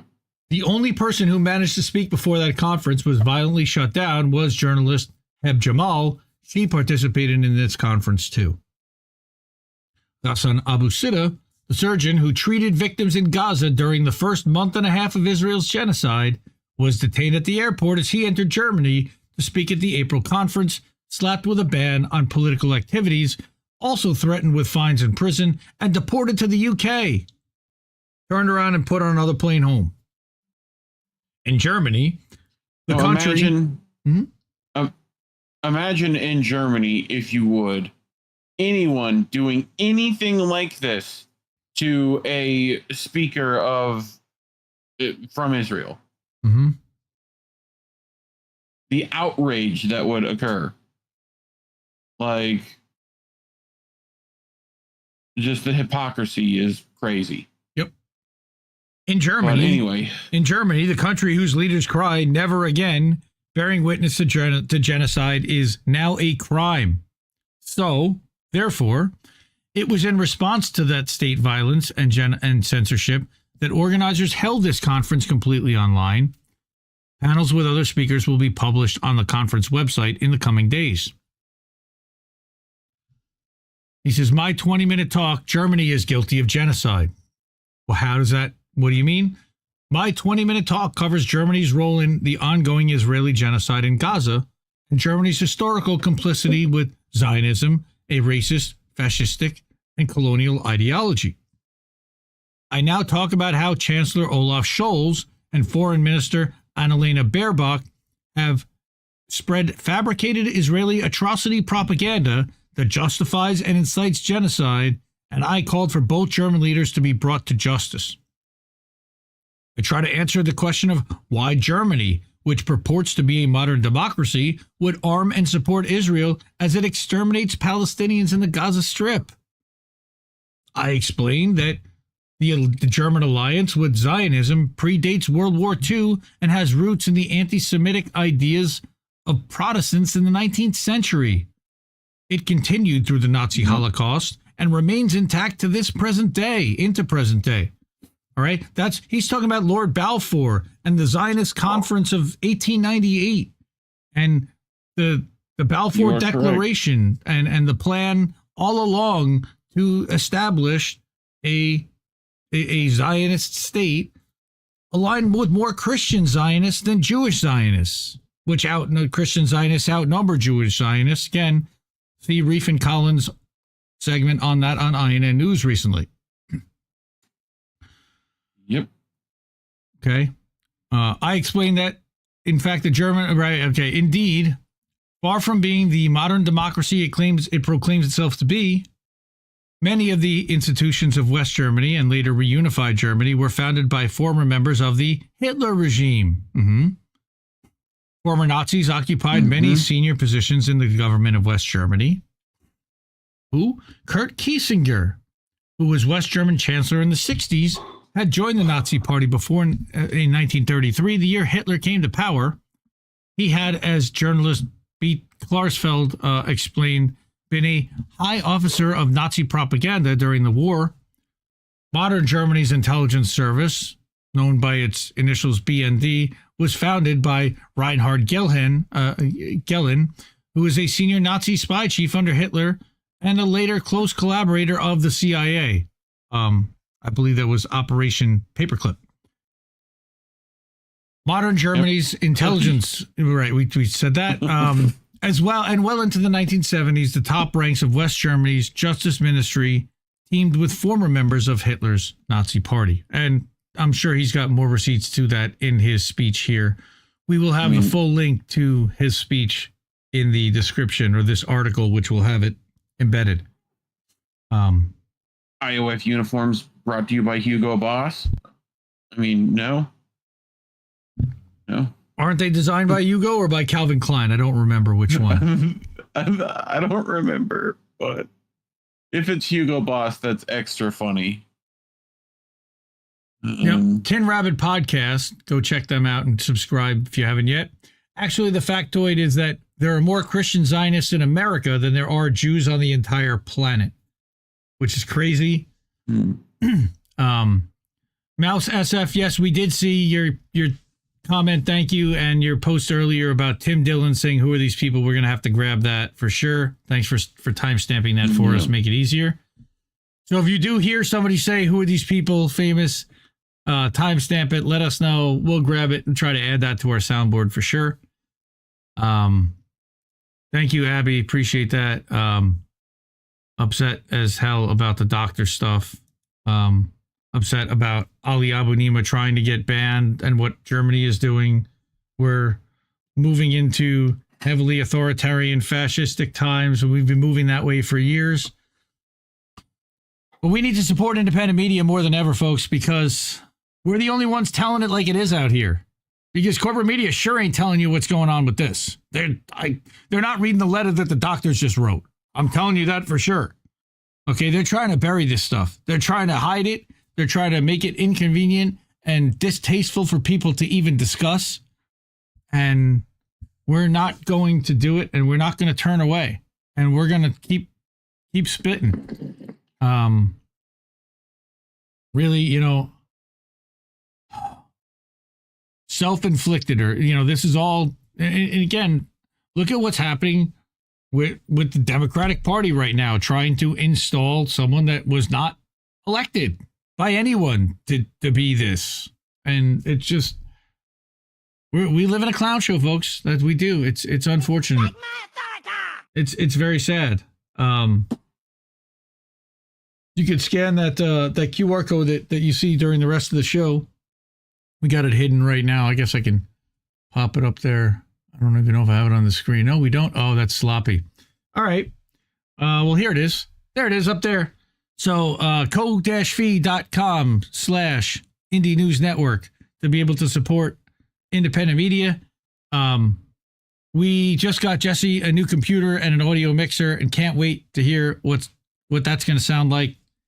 Hopefully as early as Tuesday night on American Tradition, because we're going to have a new show on Tuesday night. I don't know if it's all going to be set up and ready to go by then. If not, it will for sure be the next one. So we need to change this from new laptop for Jesse to what is our next goal, and I'm gonna announce what our next goal is right now, folks. The Indie Media Awards. Have you ever heard of them? We've talked about them on this show once or twice. No, I certainly wouldn't remember. No, I didn't think that you knew about them. But it's interesting because Misty actually posted today that she got something in the mail from cartoon artists by the name of the Zago Brothers, right? And Zago Brothers did an incredible work of art a couple of weeks ago. Where is the photo? There it is. And I'm going to bring it up now and show it to y'all. I think most of you have seen this, but what you haven't seen is the actual printed copy that Lucio Zago made and mailed to Misty. So he called this the Truth Tellers, and these are his favorite people that he likes to watch. And I reached out to Lucio when I saw this early on, and I'm like, dude, this is great. I'd love to work on this for the Indie Media Awards and have each Indie Media Award honoree get one of these.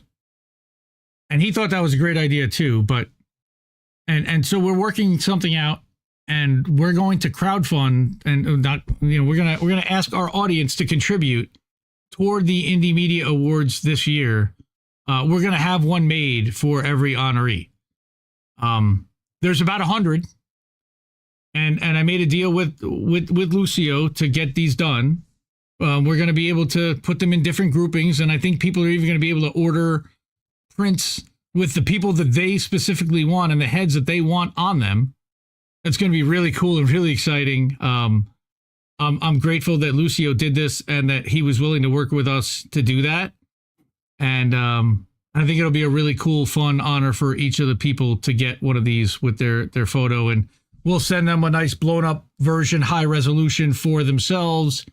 And we may even put some of these in the shop, be able to have people order them as prints and t-shirts and everything else. So Lucio also sent a letter to Misty that says, "Hey, Misty, thanks for all your great work to free Julian Assange. You're by far one of our favorite independent media voices. Keep up the fight." So again, at Zago Brothers on Twitter, follow them for sure. Lucio's really cool. He's going to be working on these for the next 6-8 weeks or so.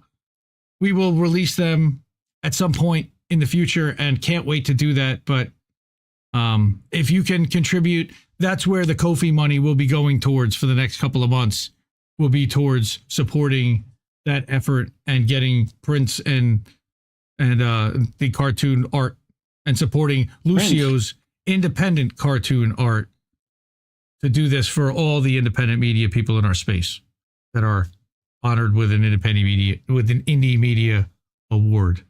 Again, hit it. No. What? No. You didn't say honoree. That's only for... Oh, I said the award, but anyway, mine's not working now. Now my soundboard's busted. God damn it. Every time. There it goes. It's going to go 6 times probably now. All right. So that's what we're going to do with our Ko-fi money. So we need to change it. So support the Indie Media Awards is what that's going to go to. And I have got how many more stories? One more story. And it is our friend of the show, Keith McHenry. You know who Keith McHenry is? Food Not Bombs. Food Not Bombs. He's a co-founder. Mm-hmm. He's been doing this for like 40 years. And he's got a blog called Anarchist Cookbook, or The Anarchist Cook, with Keith McHenry. I'm going to put that up right now. And I'm going to blow this up so you can actually read it. But I wanted you to see what the site looks like. It's like an old WordPress site. And he says, "It's already happening here. Santa Cruz and the theater of hypocrisy, carnage, and suffering." And now I'm going to put this into reader mode so we can actually like see it blown up. Right. And he talks about, I don't know if you've seen that movie, It Could Happen Here. Way back in like the 1930s in black and white, they're talking about fear mongering about fascism and Hitler and all that. Vaguely. Like, I feel like I've seen something similar, but maybe not that specifically. Well, I saw this story, this article in Truth Out about what Gavin Newsom intends to do, and he issued some kind of an order along the lines of a Supreme Court recent decision that says that cities and municipalities have the authority to kick out homeless encampments, basically, and break them up. So now Newsom has changed his rhetoric, and he's now ordering more sweeps and more encampments to be taken down. So, again, what Keith writes here is that the Buzz Windrip type characters of Santa Cruz plan to read the 1935 dystopian political novel written by American author Sinclair Lewis, a Good Times cover story promoting Bookshop Santa Cruz's reading of It Can't Happen Here, warned that if we don't vote for the political party waging a genocide in Palestine and arming far-right Nazi groups in Ukraine, that Trump would come to power. The fascist dictator Buzz Windrip of Lewis's text. Before Buzz that, Windrip. Yep, that's what the character's name was in It Could Happen Here. Mm-hmm. Before that, July 19th, the 418 Project, featuring Congressman Jimmy Panetta and Mayor Fred Keeley, I visited my friends on the levee, handing out some of the last of the announcements for the evening's It's Already Happening Here protest.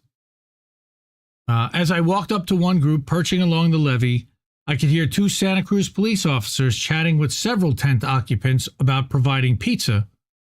Once the officers moved on, I asked about this pizza donation. They explained that the police claimed that they would give you pizza if you took a drug test.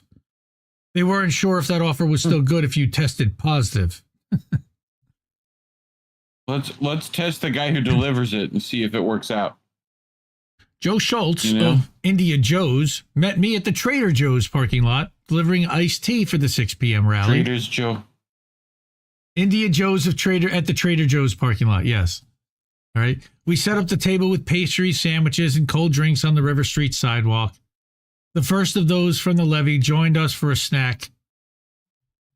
I mean, if there are people in this world that are destined and that are due statehood, honestly, Keith McHenry would be right up there with for me. He's not, and he would tell you he'd be the first to say he's far from it. Him not. He'd say he'd be the first to say he's far from it. But continue to do the work. But no, my point is what he's doing is he's literally just feeding the homeless, and they're arresting him and fucking with his organization. He says, I saw a few people assembling outside the front door of the theater, so not wishing to waste the last of my flyers, I ambled down to share them with the people waiting to hear the congressman and mayor. A security guard dashed out of the venue and thrusting 2 white envelopes at me as he mumbled something about me being banned from the area. I shared that I didn't care and continued passing out flyers until he summoned one of Santa Cruz's police officers. To avoid a pre-protest arrest, I wandered off to retrieve my bullhorn, returning to blast my message to those in the bad area. It's already happening. You don't need to wait for Trump. A genocide sounds like fascism. Arming Nazis in Ukraine sounds like fascism. Sweeping the homeless also sounds like fascism. It wasn't long before a crowd of protesters arrived, and I suggested they could move from the sidewalk and take the action directly outside the entrance to the event. Before long, several dozen people arched around the people lining up to get in. Right? I gave my bullhorn to one of the Palestinian activists and joined the group holding our Stop the Sweeps banner, defying the threat of arrest. And there he is, standing there. Right? Wallace Bain writes in Lookout Santa Cruz, quote, several dozen protesters armed with bullhorns, drums, and flamethrower passions ringed the theater, creating a din that the actors inside had to nearly shout over. On top of that, a few protesters found their way into the audience and at least 5 times interrupted the play reading with loud denunciations aimed at the panelists. Jose Vega would have been very proud, I'm sure. Mm-hmm. After the spoiled political theater ended, it was clear from their distressed-looking faces that Keeley and Panetta were desperate to flee their free speech circus. I opened these 2 envelopes the next morning, discovering that the 418 Project Executive Director Laura Bishop's letter that I was persona non grata, adding person not welcome until August 1st, 2034. You read that right. A decade-long ban at 155 River Street or any event held elsewhere by the 418 Project. The second letter also banned me from the Galleria Mall for 10 years. Come on, man. Not the mall. Oh, no. Oh, what are you going to do? You won't be able to get that shitty, sharper image tat you thought you might want. Wow.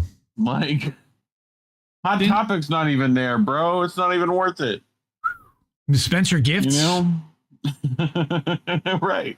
At least let me in the Spencers. Where else are you going to get your fake dongs these days? Oh, yeah, that's right. The internet. Right. Right?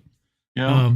Sinclair Lewis's novel warned that Buzz Windrip was an enemy of free speech, adding an interesting twist to my pre-ban letters seeking to silence the protest.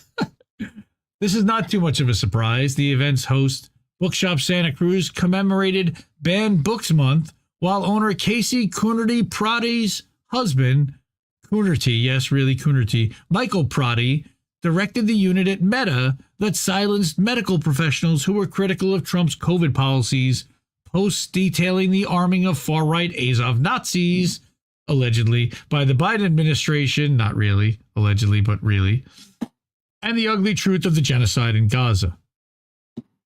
Fascism is a family affair for the Coonerty folks. Casey's brother is a former county supervisor, Ryan Coonerty.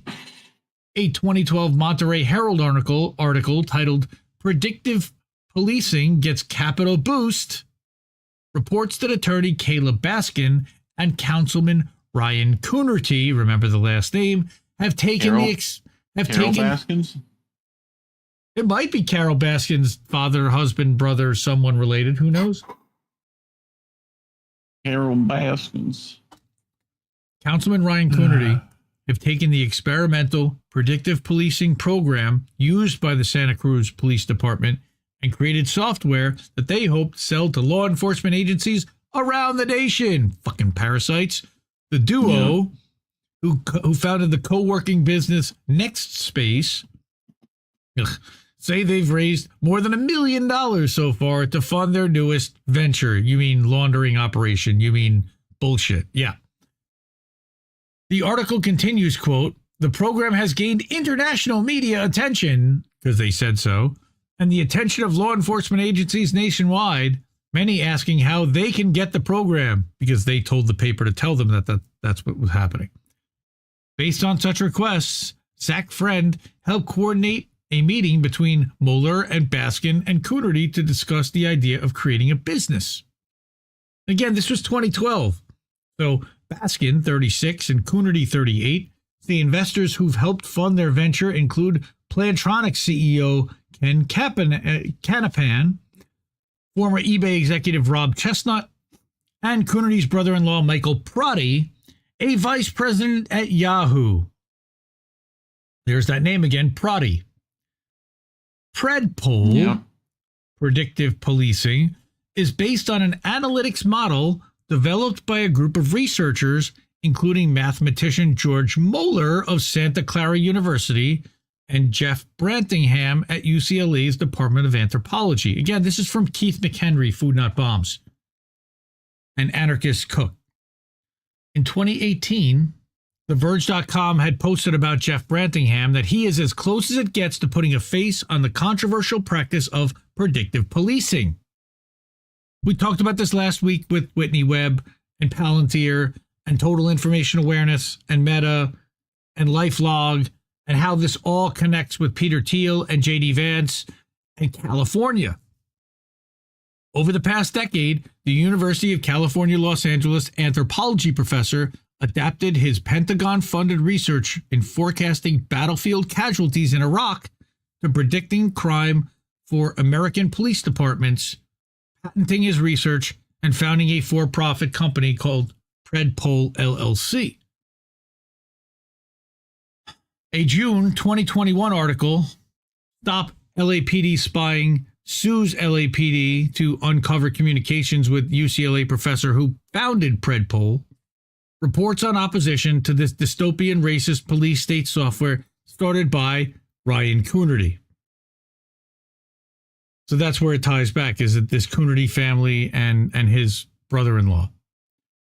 In 2019, a group of 68 UCLA professors and graduate students sent a letter to LAPD condemning Professor Brantingham's work on predictive policing technologies.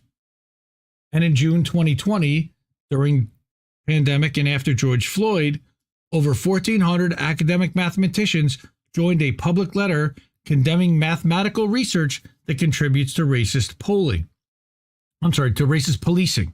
That too. The letter singled out Professor Brantingham's work with LAPD and named PredPol's racist consequences. So they were looking for an answer and they got it because they produced it.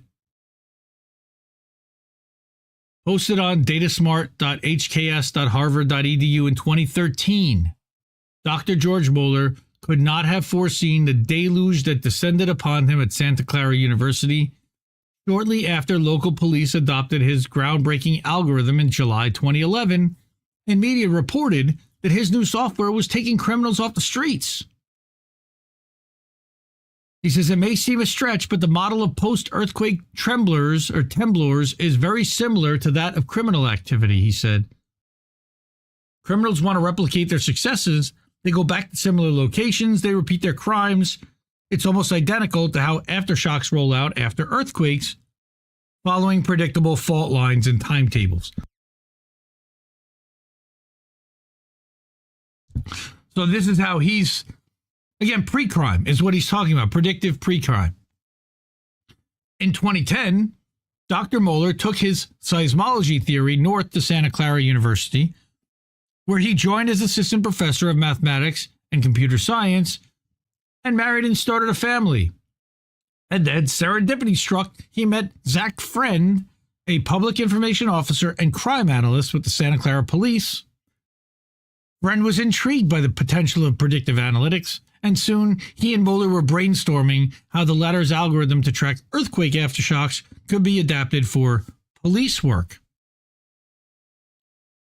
Dr. Moeller says, we met several times and decided to try for deployment with the Santa Cruz Police. I wrote the prototype software and gave it to the police in July 2011. It turns out Zach was a media mastermind. He'd work in the press office of the 2008 Obama campaign. Once Pop Sci and the New York Times picked up the story, it was off to the races. So he basically got the story planted in mainstream corporate media and got corporate media to perform propaganda, is essentially what he's saying. So Keith, back to Keith, it was fitting that someone supporting the genocide in Gaza and the army of Azov far-right military units in Ukraine would be reading a play warning of fascism. His April 20th, 2024 post on his blog announced his support for more war as he writes, quote, the package would deliver critical support for Ukraine in its efforts to push back against Russia's unprovoked war of aggression, safeguard Taiwan from an advancing China, and ensure the security of the nation of Israel in a volatile Middle East, unquote. Who wrote this? I'm guessing it's Zach Friend, who worked with the Obama administration. He says the $95 billion national security package includes, of course, $61 billion for Ukraine, $26 billion for Israel, $8 billion to bolster defense capabilities in the Indo-Pacific, that's Taiwan, and $9 billion for global humanitarian assistance, meaning the cleanup after we destroy all these people's homes.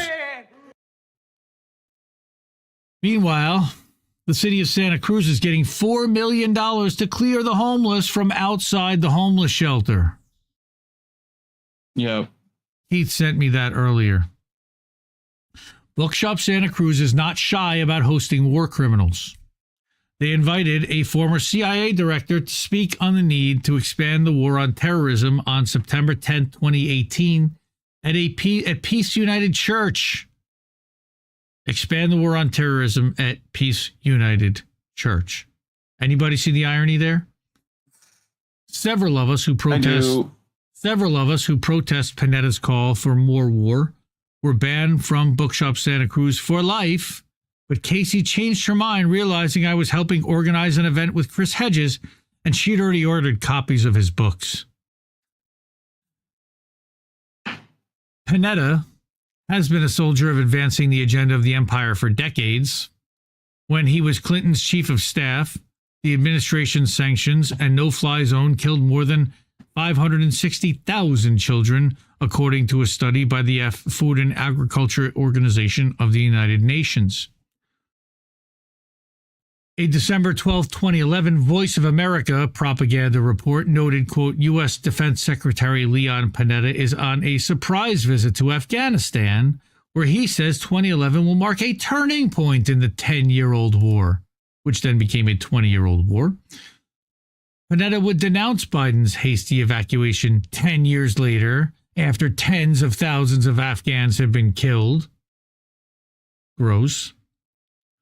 The locally owned bookshop Santa Cruz is not the innocent free speech defender of democracy as it likes to project. Like others in Santa Cruz who seek to project a do-no-harm image, many are direct participants in the creation of a frightening dystopian digital panopticon complete with robotic warfare. What?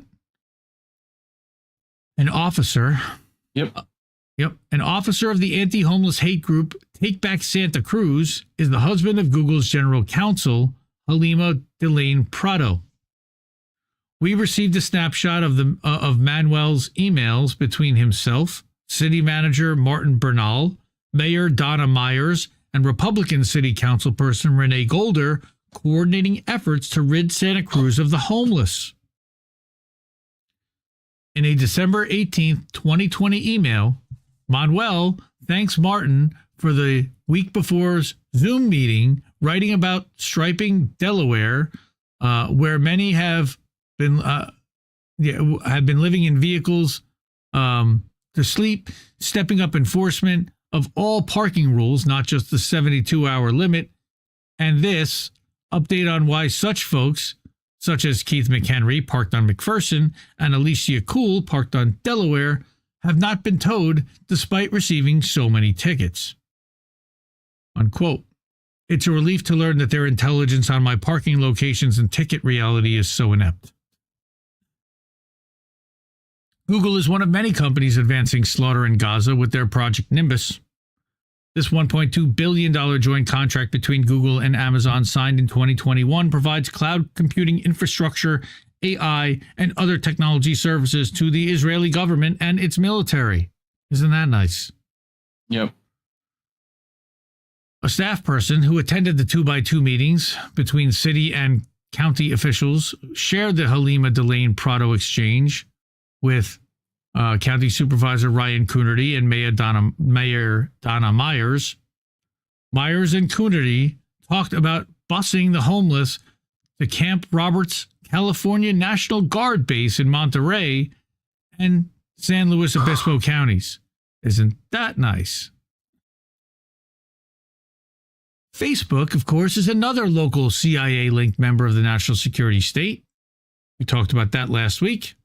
Investigative journalist Whitney Webb's April 12, 2021 article, The Military Origins of Facebook, writes, quote, Facebook's growing role in the ever-expanding surveillance and pre-crime apparatus of the national security state demands new scrutiny of the company's origins and its products as they relate to a former controversial DARPA-run surveillance program that was essentially analogous to what is currently the world's largest social network.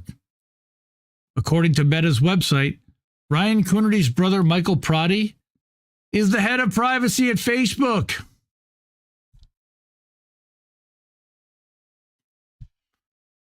Now, I'm going to stop there for a second. Wrong one. This one. Because it's relevant here. I put this graphic together, and what he's talking about and what Whitney's talking about is Facebook was originally LifeLog. We read this last week during Whitney's article about Peter Thiel and his connections between all of these organizations and people. Okay, and that's what Keith is talking about here, that Facebook is connected to LifeLog, which was DARPA, and the chief of privacy at Facebook is this guy's brother, Coonerty's brother-in-law, Michael Prodi. That's bad. And the one who, by the way, also, I think her husband his wife owns this bookstore where they're hosting war criminals and, hosting the It Could Happen Here event or protesting it. Bad news, bad things are happening. Well, they're shit lips. Whitney wrote in mid-February that Daniel Baker, a U.S. veteran described by the media as anti-Trump, anti-government, anti-white supremacist, and anti-police, was charged by a Florida grand jury with 2 counts of transmitting a communication in interstate commerce containing a threat to kidnap or injure. We actually covered that Daniel Baker story here on How Do We Miss That? The communication in question had been posted by Baker on Facebook, where he had created an event page to organize an armed counter rally to one planned by Donald Trump supporters at the Florida capital of Tallahassee on January 6th. Close to your house, Reef. Yep. Quote, Yep. If you are afraid to die fighting the enemy, then stay in bed and live. Call all of your friends and rise up, he had written on his Facebook event page. Actually, no, that was journalist Stephen Baker. That's not Daniel Baker, the activist here. This is a different story. I apologize. I got them confused. Baker's case is notable as it is one of the first pre-crime arrests based entirely on social media posts. The logical conclusion of the Trump administration's and now Biden administration's push to normalize arresting individuals for online posts to prevent violent acts before they can happen. From the increasing sophistication of U.S. intelligence and military contractor Palantir's predictive policing programs to the formal announcement of the Justice Department's disruption and early engagement program in 2019, to Biden's first budget, which contained $111 million for pursuing and managing increasing domestic terrorism caseloads, the steady advance toward pre-crime-centered war on domestic terror has been notable under every post-9/11 presidential administration. It's not ramping down, and they still haven't really attacked us at home. Yet the post-9/11 war, Homeland Security budget is bigger than ever, is what he's saying. Palantir was in the news the night Congressman Panetta and Mayor Keeley read It Can't Happen Here. Palantir's co-founders Joe Lonsdale and Peter Thiel announced that they would be supporting Donald Trump and J.D. Vance. Go figure, because Peter Thiel is the puppet master behind J.D. Vance's career, from setting him up in his Mithril Capital hedge fund, his book and his movie deals, the U.S. Senate, to his rise as Trump's vice presidential running mate. The swamp is already in Trump's tent. Another Thiel associate, the military contractor Elon Musk, also pledged support. Twitter. Yep, fuck Twitter. Okay. The military contractor Elon Musk also pledged support for the Trump ticket, assuring the wars will continue no matter who is elected. Yeah. While Palantir is donating millions to Trump's campaign, they were also bragging in their ads about that their AI software was used by the FBI to nab nearly 1,000 January 6th Trump supporters. Palantir serves as a contractor to all 17 of the U.S. intelligence agencies, as well as many other U.S. federal agencies, including the Pentagon. It was largely funded into existence by the CIA's In-Q-Tel, and the CIA was Palantir's only client from 2005 until 2008, during which time the CIA was a key part of directing Palantir's product development. It was built for and around them, after being spun off by DARPA. And the U.S., Whitney covered this last week. The U.S., it was so controversial, the U.S. government didn't want anything to do with it, so what did? They privatized it, and they hired somebody else to manage it and worry about it and handle the liability. James Bamford writes in the April 2024 issue of The Nation, quote, earlier this month saw a continuation of that effort with the targeting of 3 well-marked and fully approved aid vehicles belonging to World Central Kitchen, killing their 7 occupants and ensuring that the food would never reach those dying of starvation. The targeting was precise, placing missiles dead center in the aid agency's rooftop logos. Israel, however, said it was simply a mistake, similar to the mistaken killing of nearly 200 other aid workers in just a matter of months More than all the other aid workers killed. Hmm? There's new footage for that, I think, that hasn't been released yet that the UK has, I do believe. So I forget who put that out, but the aid workers already killed, I think, has got that story. Are more than all the other aid workers killed in all the wars in the rest of the world over the last 30 years combined, according to the Aid Workers Security Database. Such horrendous mistakes are hard to understand, considering the enormous amount of advanced targeting AI hardware and software provided to the Israeli military and spy agencies, some of it by one American company in particular, Palantir Technologies. Well, we stand with Israel, the Denver-based company said in posts on X and LinkedIn. The board of directors of Palantir will be gathering in Tel Aviv next week for its first meeting of the new year. Our work in the region has never been more vital, and it will continue. You can just replace "We stand with Israel" with "They kneel for Israel," and that just works. As one of the world's most advanced data mining companies with ties to the CIA, Palantir's work was supplying Israel's military and intelligence agencies with advanced and powerful targeting capabilities, the precise capabilities that allowed Israel to place 3 drone-fired missiles into 3 clearly marked aid vehicles. So that's Joe Lonsdale. He's a co-founder of Palantir alongside Peter Thiel. His corporate profile says he's a technology entrepreneur and investor. He's the managing partner at 8VC, a U.S.-based venture capital firm that manages several $billion in committed capital. He was an early institutional investor in several technology startups, including the Santa Cruz military contractor Joby Aviation. Ryan Coonerty's investor Ken Canapan sold his Plantronics building to Joby Aviation in November 2022. The Joby Aviation website noted in April 2022 that the U.S. Air Force's Agility Prime program would net more than $45 million for the Santa Cruz company. So they're also military contractors, which we knew, building on more than 5 years of engagement with defense agencies. The expanded contract leverages Joby's years of research and technology development and will include new testing to evaluate their advanced technologies. It brings the potential value of the total contract to more than $75 million. Okay. Jeez. Why does that matter with Joby Aviation? Just because he doesn't... Okay, he's an institutional investor in this company. So he owns this, and he also owns Palantir, or he's a co-founder. He also started the Cicero Institute. Yeah, to the tune of 75 mil, which is like... That's just on this one contract. That's just on this one contract. Right. Lonsdale also started the Cicero Institute, which is a policy group that delivers entrepreneurial solutions to public problems. The public-private partnership that Whitney always warns about. The Cicero Institute campaigns for laws that allow private competition in government areas such as healthcare, housing, and education. Little cracks in the system.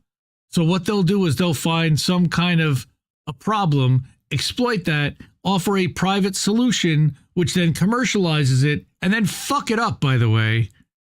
But oh yeah, we're paying for it in the whole time. The Cicero Institute provides legislative templates to states and cities. Oh, great. His website on homelessness starts, states should ban unauthorized street camping. Quote, street camps are dangerous to the public and the vulnerable homeless alike. They are homeless. What do you mean? They are often hotbeds of violence, especially against women and children, especially those who are homeless themselves. The public widely supports enforcing ordinances against dangerous street camps and moving individuals into emergency shelters. And that's what the whole game is. He goes on to write, quote, states should amend civil commitment laws to make it easier to help those who cannot help themselves and get them out of prison, adding, quote, many street homeless suffer from chronic and untreated mental illness.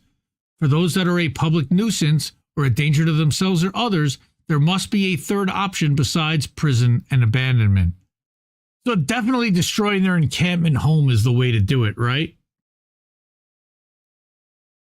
So far, the Cicero Institute has placed 10 bills in at least 8 states, including Arizona, Georgia, Kentucky, Missouri, Oklahoma, Texas, Tennessee, Florida, and Wisconsin. Texas became the first state to pass such a law in 2021, and Tennessee and Missouri followed in 2022. So now it is literally illegal, like to sleep in your car, I believe. Cynthia Griffith wrote about Wisconsin's Assembly Bill 689 and Senate Bill 669 on the Invisible People website.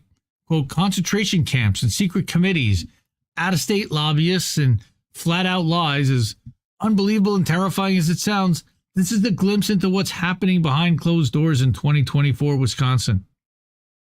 And it gets even worse, just in case you were worried it didn't.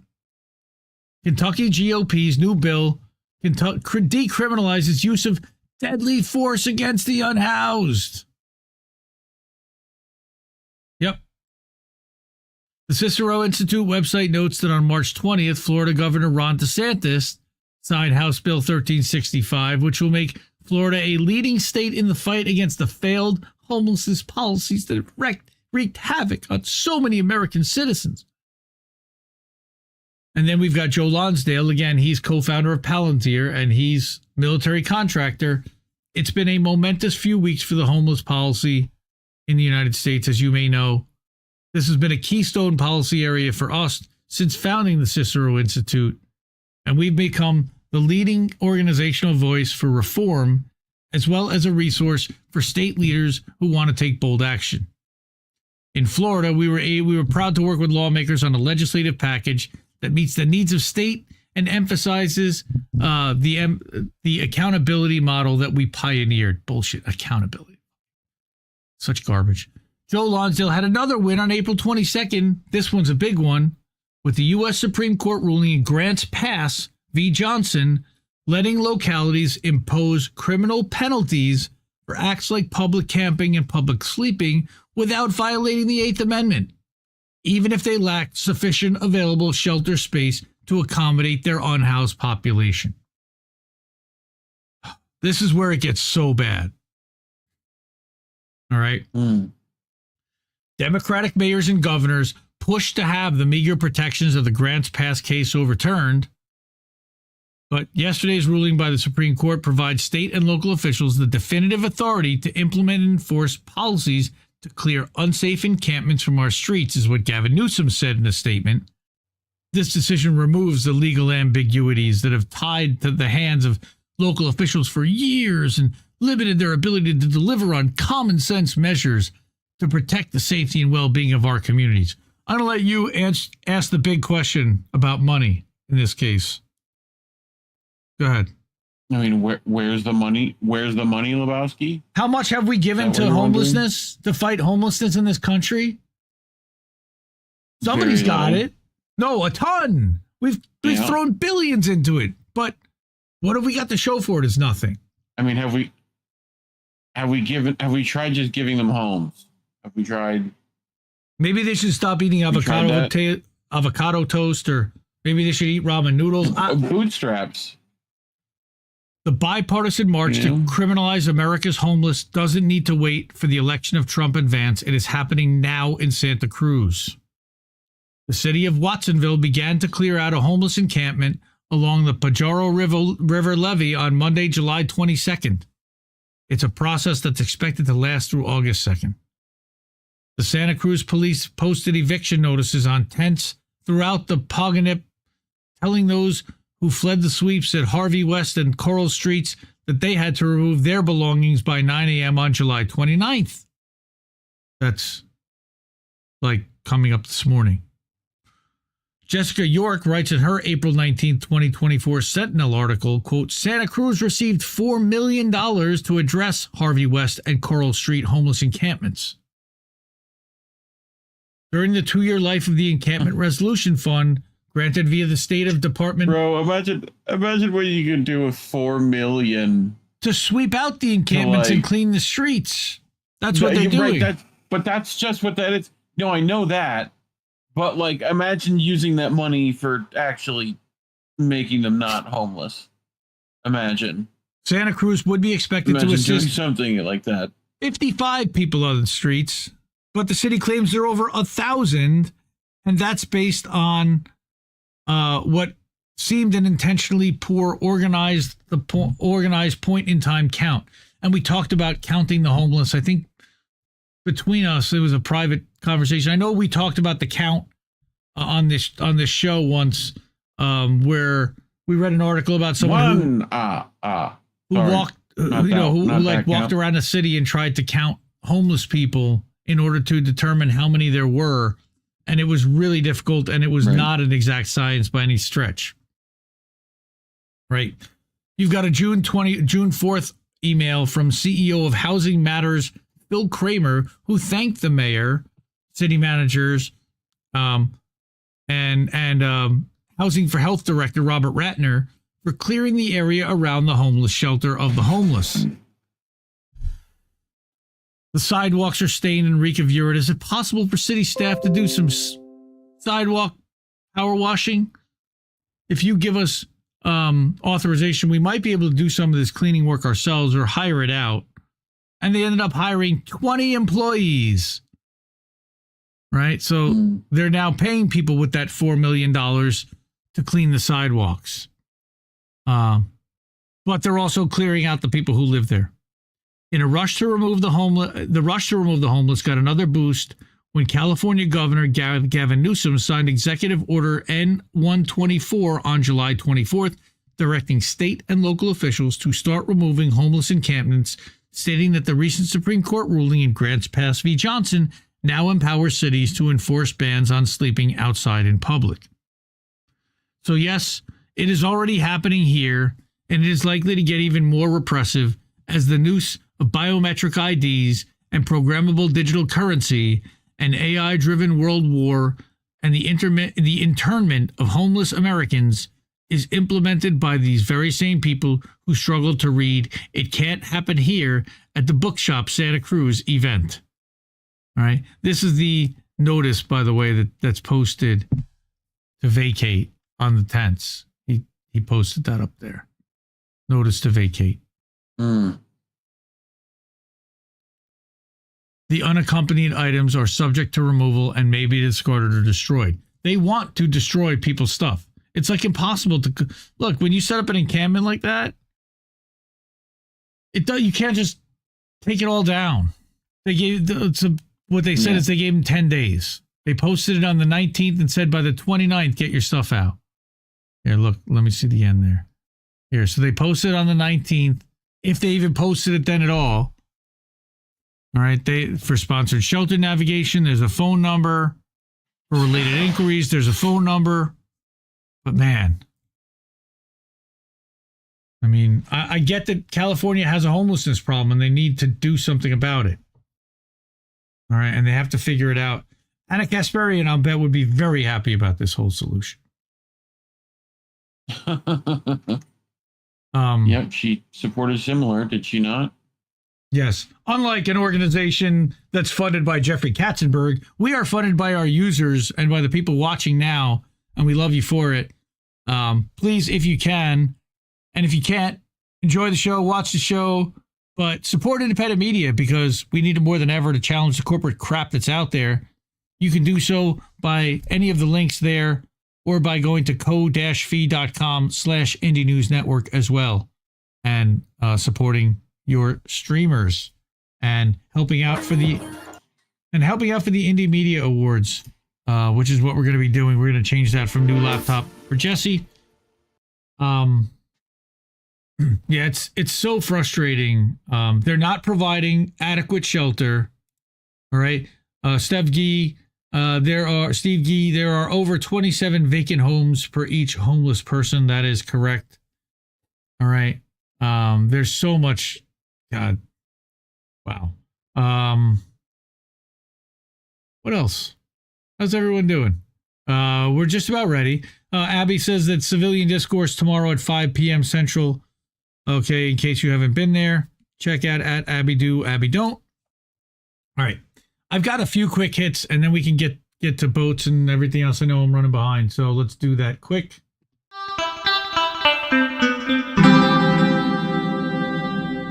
Who are these people? All right. Friend of the show, Rich Slutzky. Used to be called Crying Grim over on the Twitters. Everyone knows Crying Grim and loves him. You can find him over on the Substack at Counterspin, Lies, Damn Lies, and Spin. Posted an article I thought some of our friends might find interesting about Jenn Dize. You remember her, right?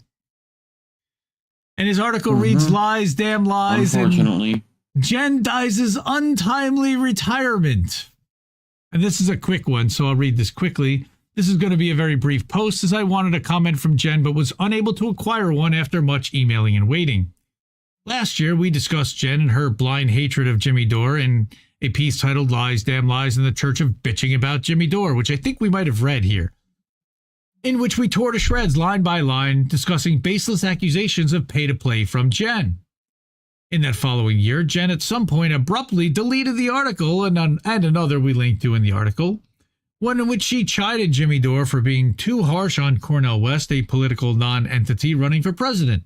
So, did Jenn issue a retraction or offer any sort of apology for her baseless accusatory tone? Of course not. No. In May 2024, she decided to leave writing entirely as a profession and abandon her Courageous News or Courage News publication, still available on Substack. I'll update this further if we get more, but I think this is the end of the road. The article was deleted, the account now dormant, the political hit machine failed, the author disappeared from public life after an illustrious career kissing the asses of neoliberal Democrats and writing for Rolling Stone. More as we get it. I thought people might enjoy that. Subscribe to our friend Rich, who aligns with us over here at INN. We share his stuff on INN Stack. About as courageous as brave Sir Robin. Like, so you know, I asked you the other day. You know about Bethesda game studios? They're pretty big, right? Yeah. Fallout. What else? Skyrim. Right. Plenty of titles under the roster. Todd Howard. Glorious Todd Howard. It's been a depressing evening. However, we have a little bit of good news. Bethesda became the first Microsoft game studio to actually unionize. They aligned with the Communications Workers of America, and Microsoft is actually going to recognize the union and negotiate with them, which is great. So I wanted to mention that. That was over at Mashable, which I'm not always a fan of what they publish, but that was some good information.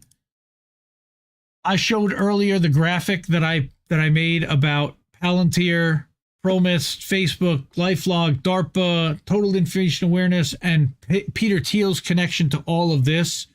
And again, now Peter Thiel is funding J.D. Vance and in position to influence the Trump White House in a lot of ways. This helps make the connection visually between how they started as government programs and where they are now as private, publicly funded, publicly traded entities on the stock market. So check that out. Finally, not really, almost finally, but we've got a full slate of shows this week. Holy moly. Last night, we had Pro Wrestling Talk at 8, and Snow Himbo streamed the Thaumaturge at 11, and he didn't quite make it to the end, so he's going to finish it this week, probably. You're here on Sunday, so this is How Do We Miss That? We've got Boats coming up next. Tomorrow night, we have the debut of a brand new show. I'm so excited. We haven't had a new show in a while on INN. Snow Himbo and Yeti Jesus have decided to get together and do a Canadian show called The Maple Files. And they're going to talk about Canadian stuff. On Tuesday night, we're going to have an all-new American tradition, hopefully with Jesse and his new stuff, that we can hear better quality stuff and see him better through the laptop. Wednesday night, INN News. Will Colin be back? It's a mystery. You'll have to tune in to find out. Thursday night, we've got politically... We know who will be there. Well, this guy will be there. But Thursday night... also... Oh, right. Vanessa Beeley. Right, Vanessa Beeley. Yes, you got Vanessa Beeley coming on pre-record. Yes. So that'll be run on the Wednesday Sword of night. Damascus herself. That's right. So Thursday night, again, mystery guest who will be attending alongside Snow Himbo. I don't know. Good question. And then Friday night, check out Angel in the Afternoon. We know that Alex Knight was on last Friday with Angel. And then 10:30, we've got Clip Show with Jesse. Last week was epic. I don't know how many we're going to pick this week, but it'll be a couple dozen. And this will be from episodes 23 to 33 of American Tradition out of the 44 that we've run so far. And we'll pull some best of, some first reads, some world debuts, etc. And that'll be a good time. If you weren't there Friday night, it was a blast. It was long, 2.5 hours. Just like this, actually. But this is all original. That was just clips and great stuff of listening to Jesse read and play music. So if you like that kind of thing, definitely check out American Tradition Clip Show Friday nights. Subject to change, all times Eastern, of course, but that's our calendar for the week. Speaking of the Maple Files, that's what the logo is going to look like. Nice big maple leaf, the Maple Files starring Yeti, Jesus, and Snow Himbo. Tomorrow night, 9 p.m. Eastern on all the INN channels. As always, all the clips for How Did We Miss That are available here on indiemediatoday.com. Okay, as well as original articles and show alerts for live streams, guest appearances like when I was on INN News last week and on the Homeless Left. Tech tips, all the stuff, really. Best way to stay in touch is right here over at indiemediatoday.com, which also will then put you over to INN Stack. All right. And INN Stack by Indie News Network is where all of the network stuff goes, including articles published by The Dissident and Rich Slutzky and me and Yeti and Reef and Snow Himbo. So all the members of INN publish here.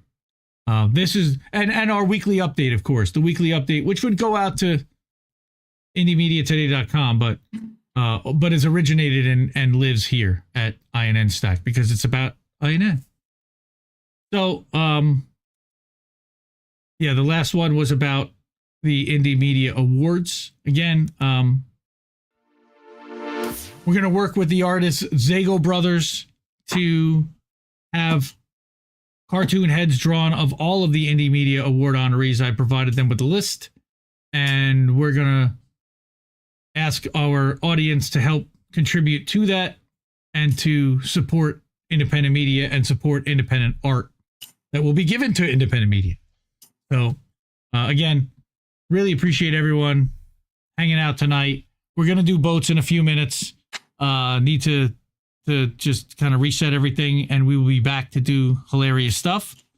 But I love you all, and I really appreciate everyone hanging out and watching this and supporting independent media. Yeah, talking about Amazon and not talking about the presidential horse race that we just, what's the point, guys? It's going to end up the same thing no matter what. Nothing's going to fundamentally change. So I'd rather talk about the stories that matter, talk about the stories that aren't being talked about, and see where can we actually affect change and do some things and help people. I'd much rather do that than focus on the clown show. So thank you, everybody, for being here. Share it out. Support your streamers and independent media. Support INN. And we'll be back soon for boats. So support independent media. Love you all. Good night, fam. See you in a bit. Mwah. Ciao, baby. No! We just fucking lost the stream! I think I liked it better being blind when I couldn't read between the lines, and when I couldn't see the cracks in the structure that lay bare before me the whole time. I think I liked it better back when I suspended disbelief and swallowed pride. I thought I knew the difference in the red from the blue, but they both bleed us so dry. They both bleed us so dry. My favorite songs don't hit the same way. I get to the end of a 4-minute track and I'm only looking back thinking, what did they actually say?